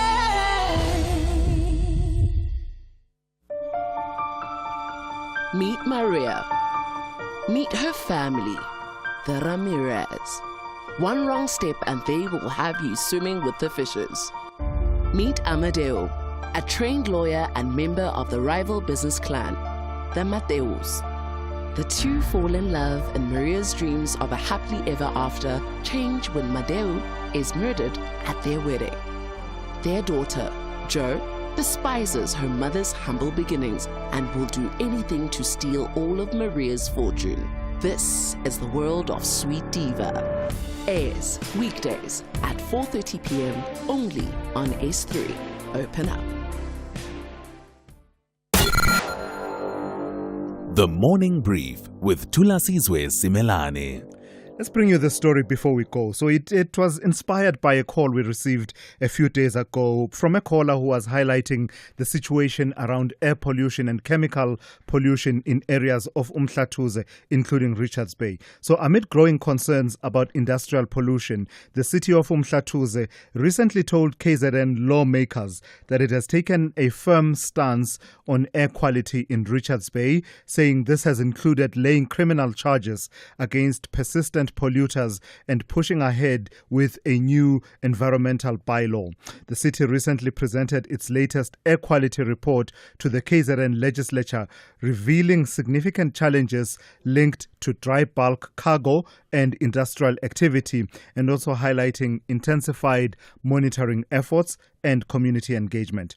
Let's speak to Desmond Desar from the South Durban Community Environmental Alliance. Good morning to you, and thank you for your time this morning. So we got that call a few days ago, and among the conditions they were highlighting was that some of the pollution that comes through around areas like Richards Bay leads to ailments such as eye irritation and eye conditions and the likes. How bad is the situation when we hear callers like that?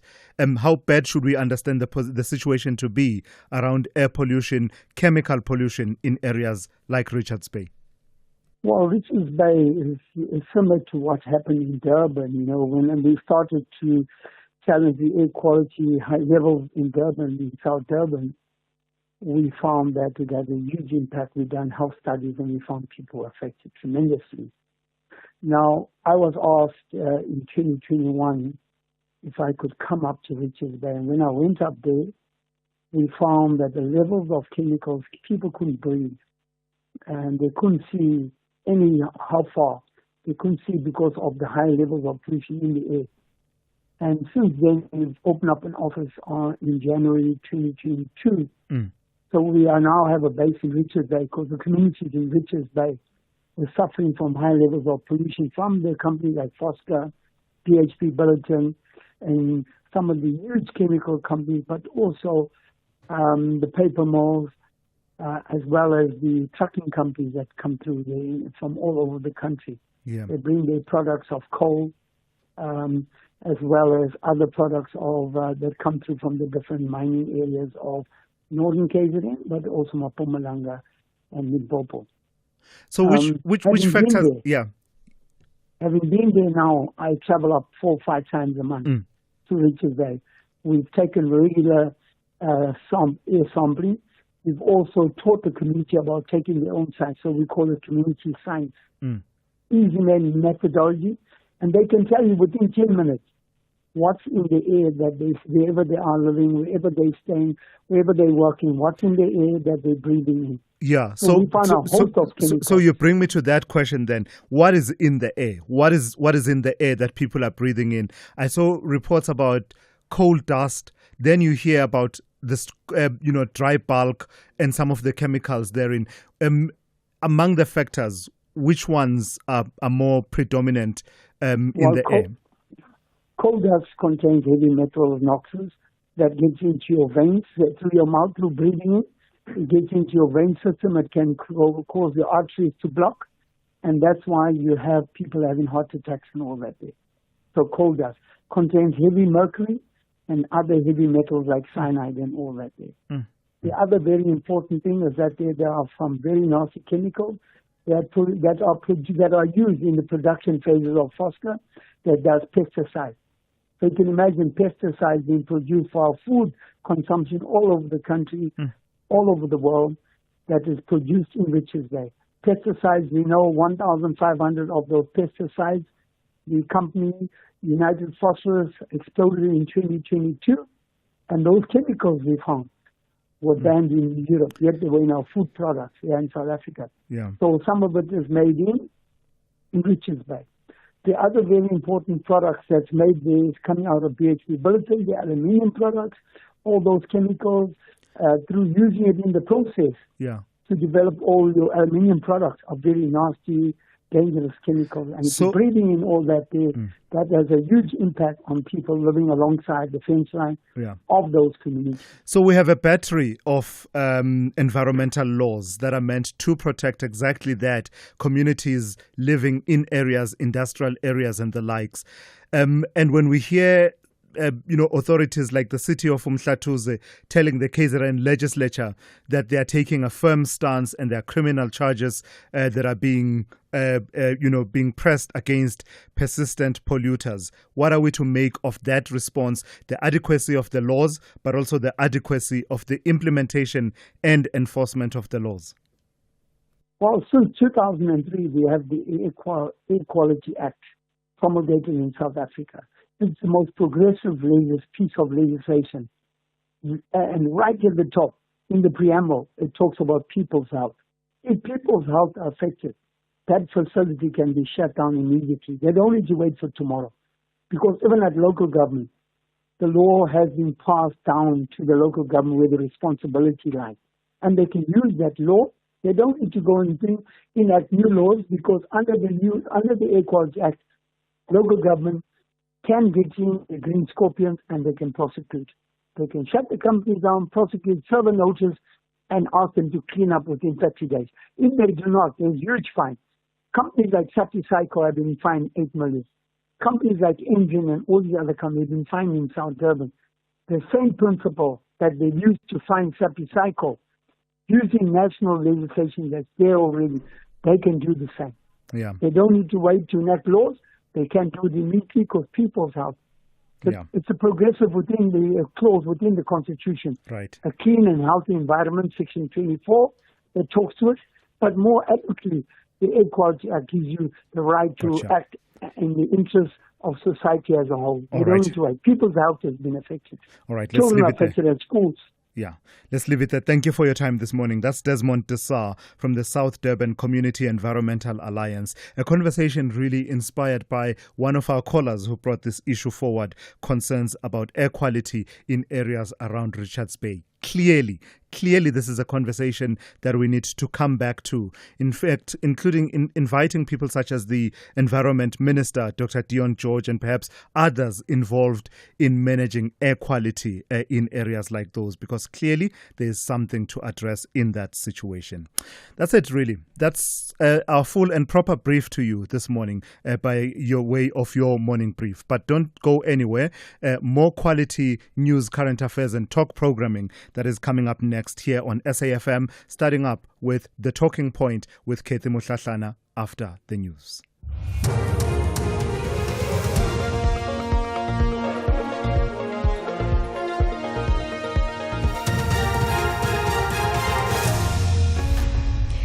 In our top stories, DA welcomes proposed VAT hike reversal and SACP to protest against Zelensky's visit. Good morning. The DA has welcomed the reversal of the 0.5% VAT increase, which was meant to take effect next Thursday.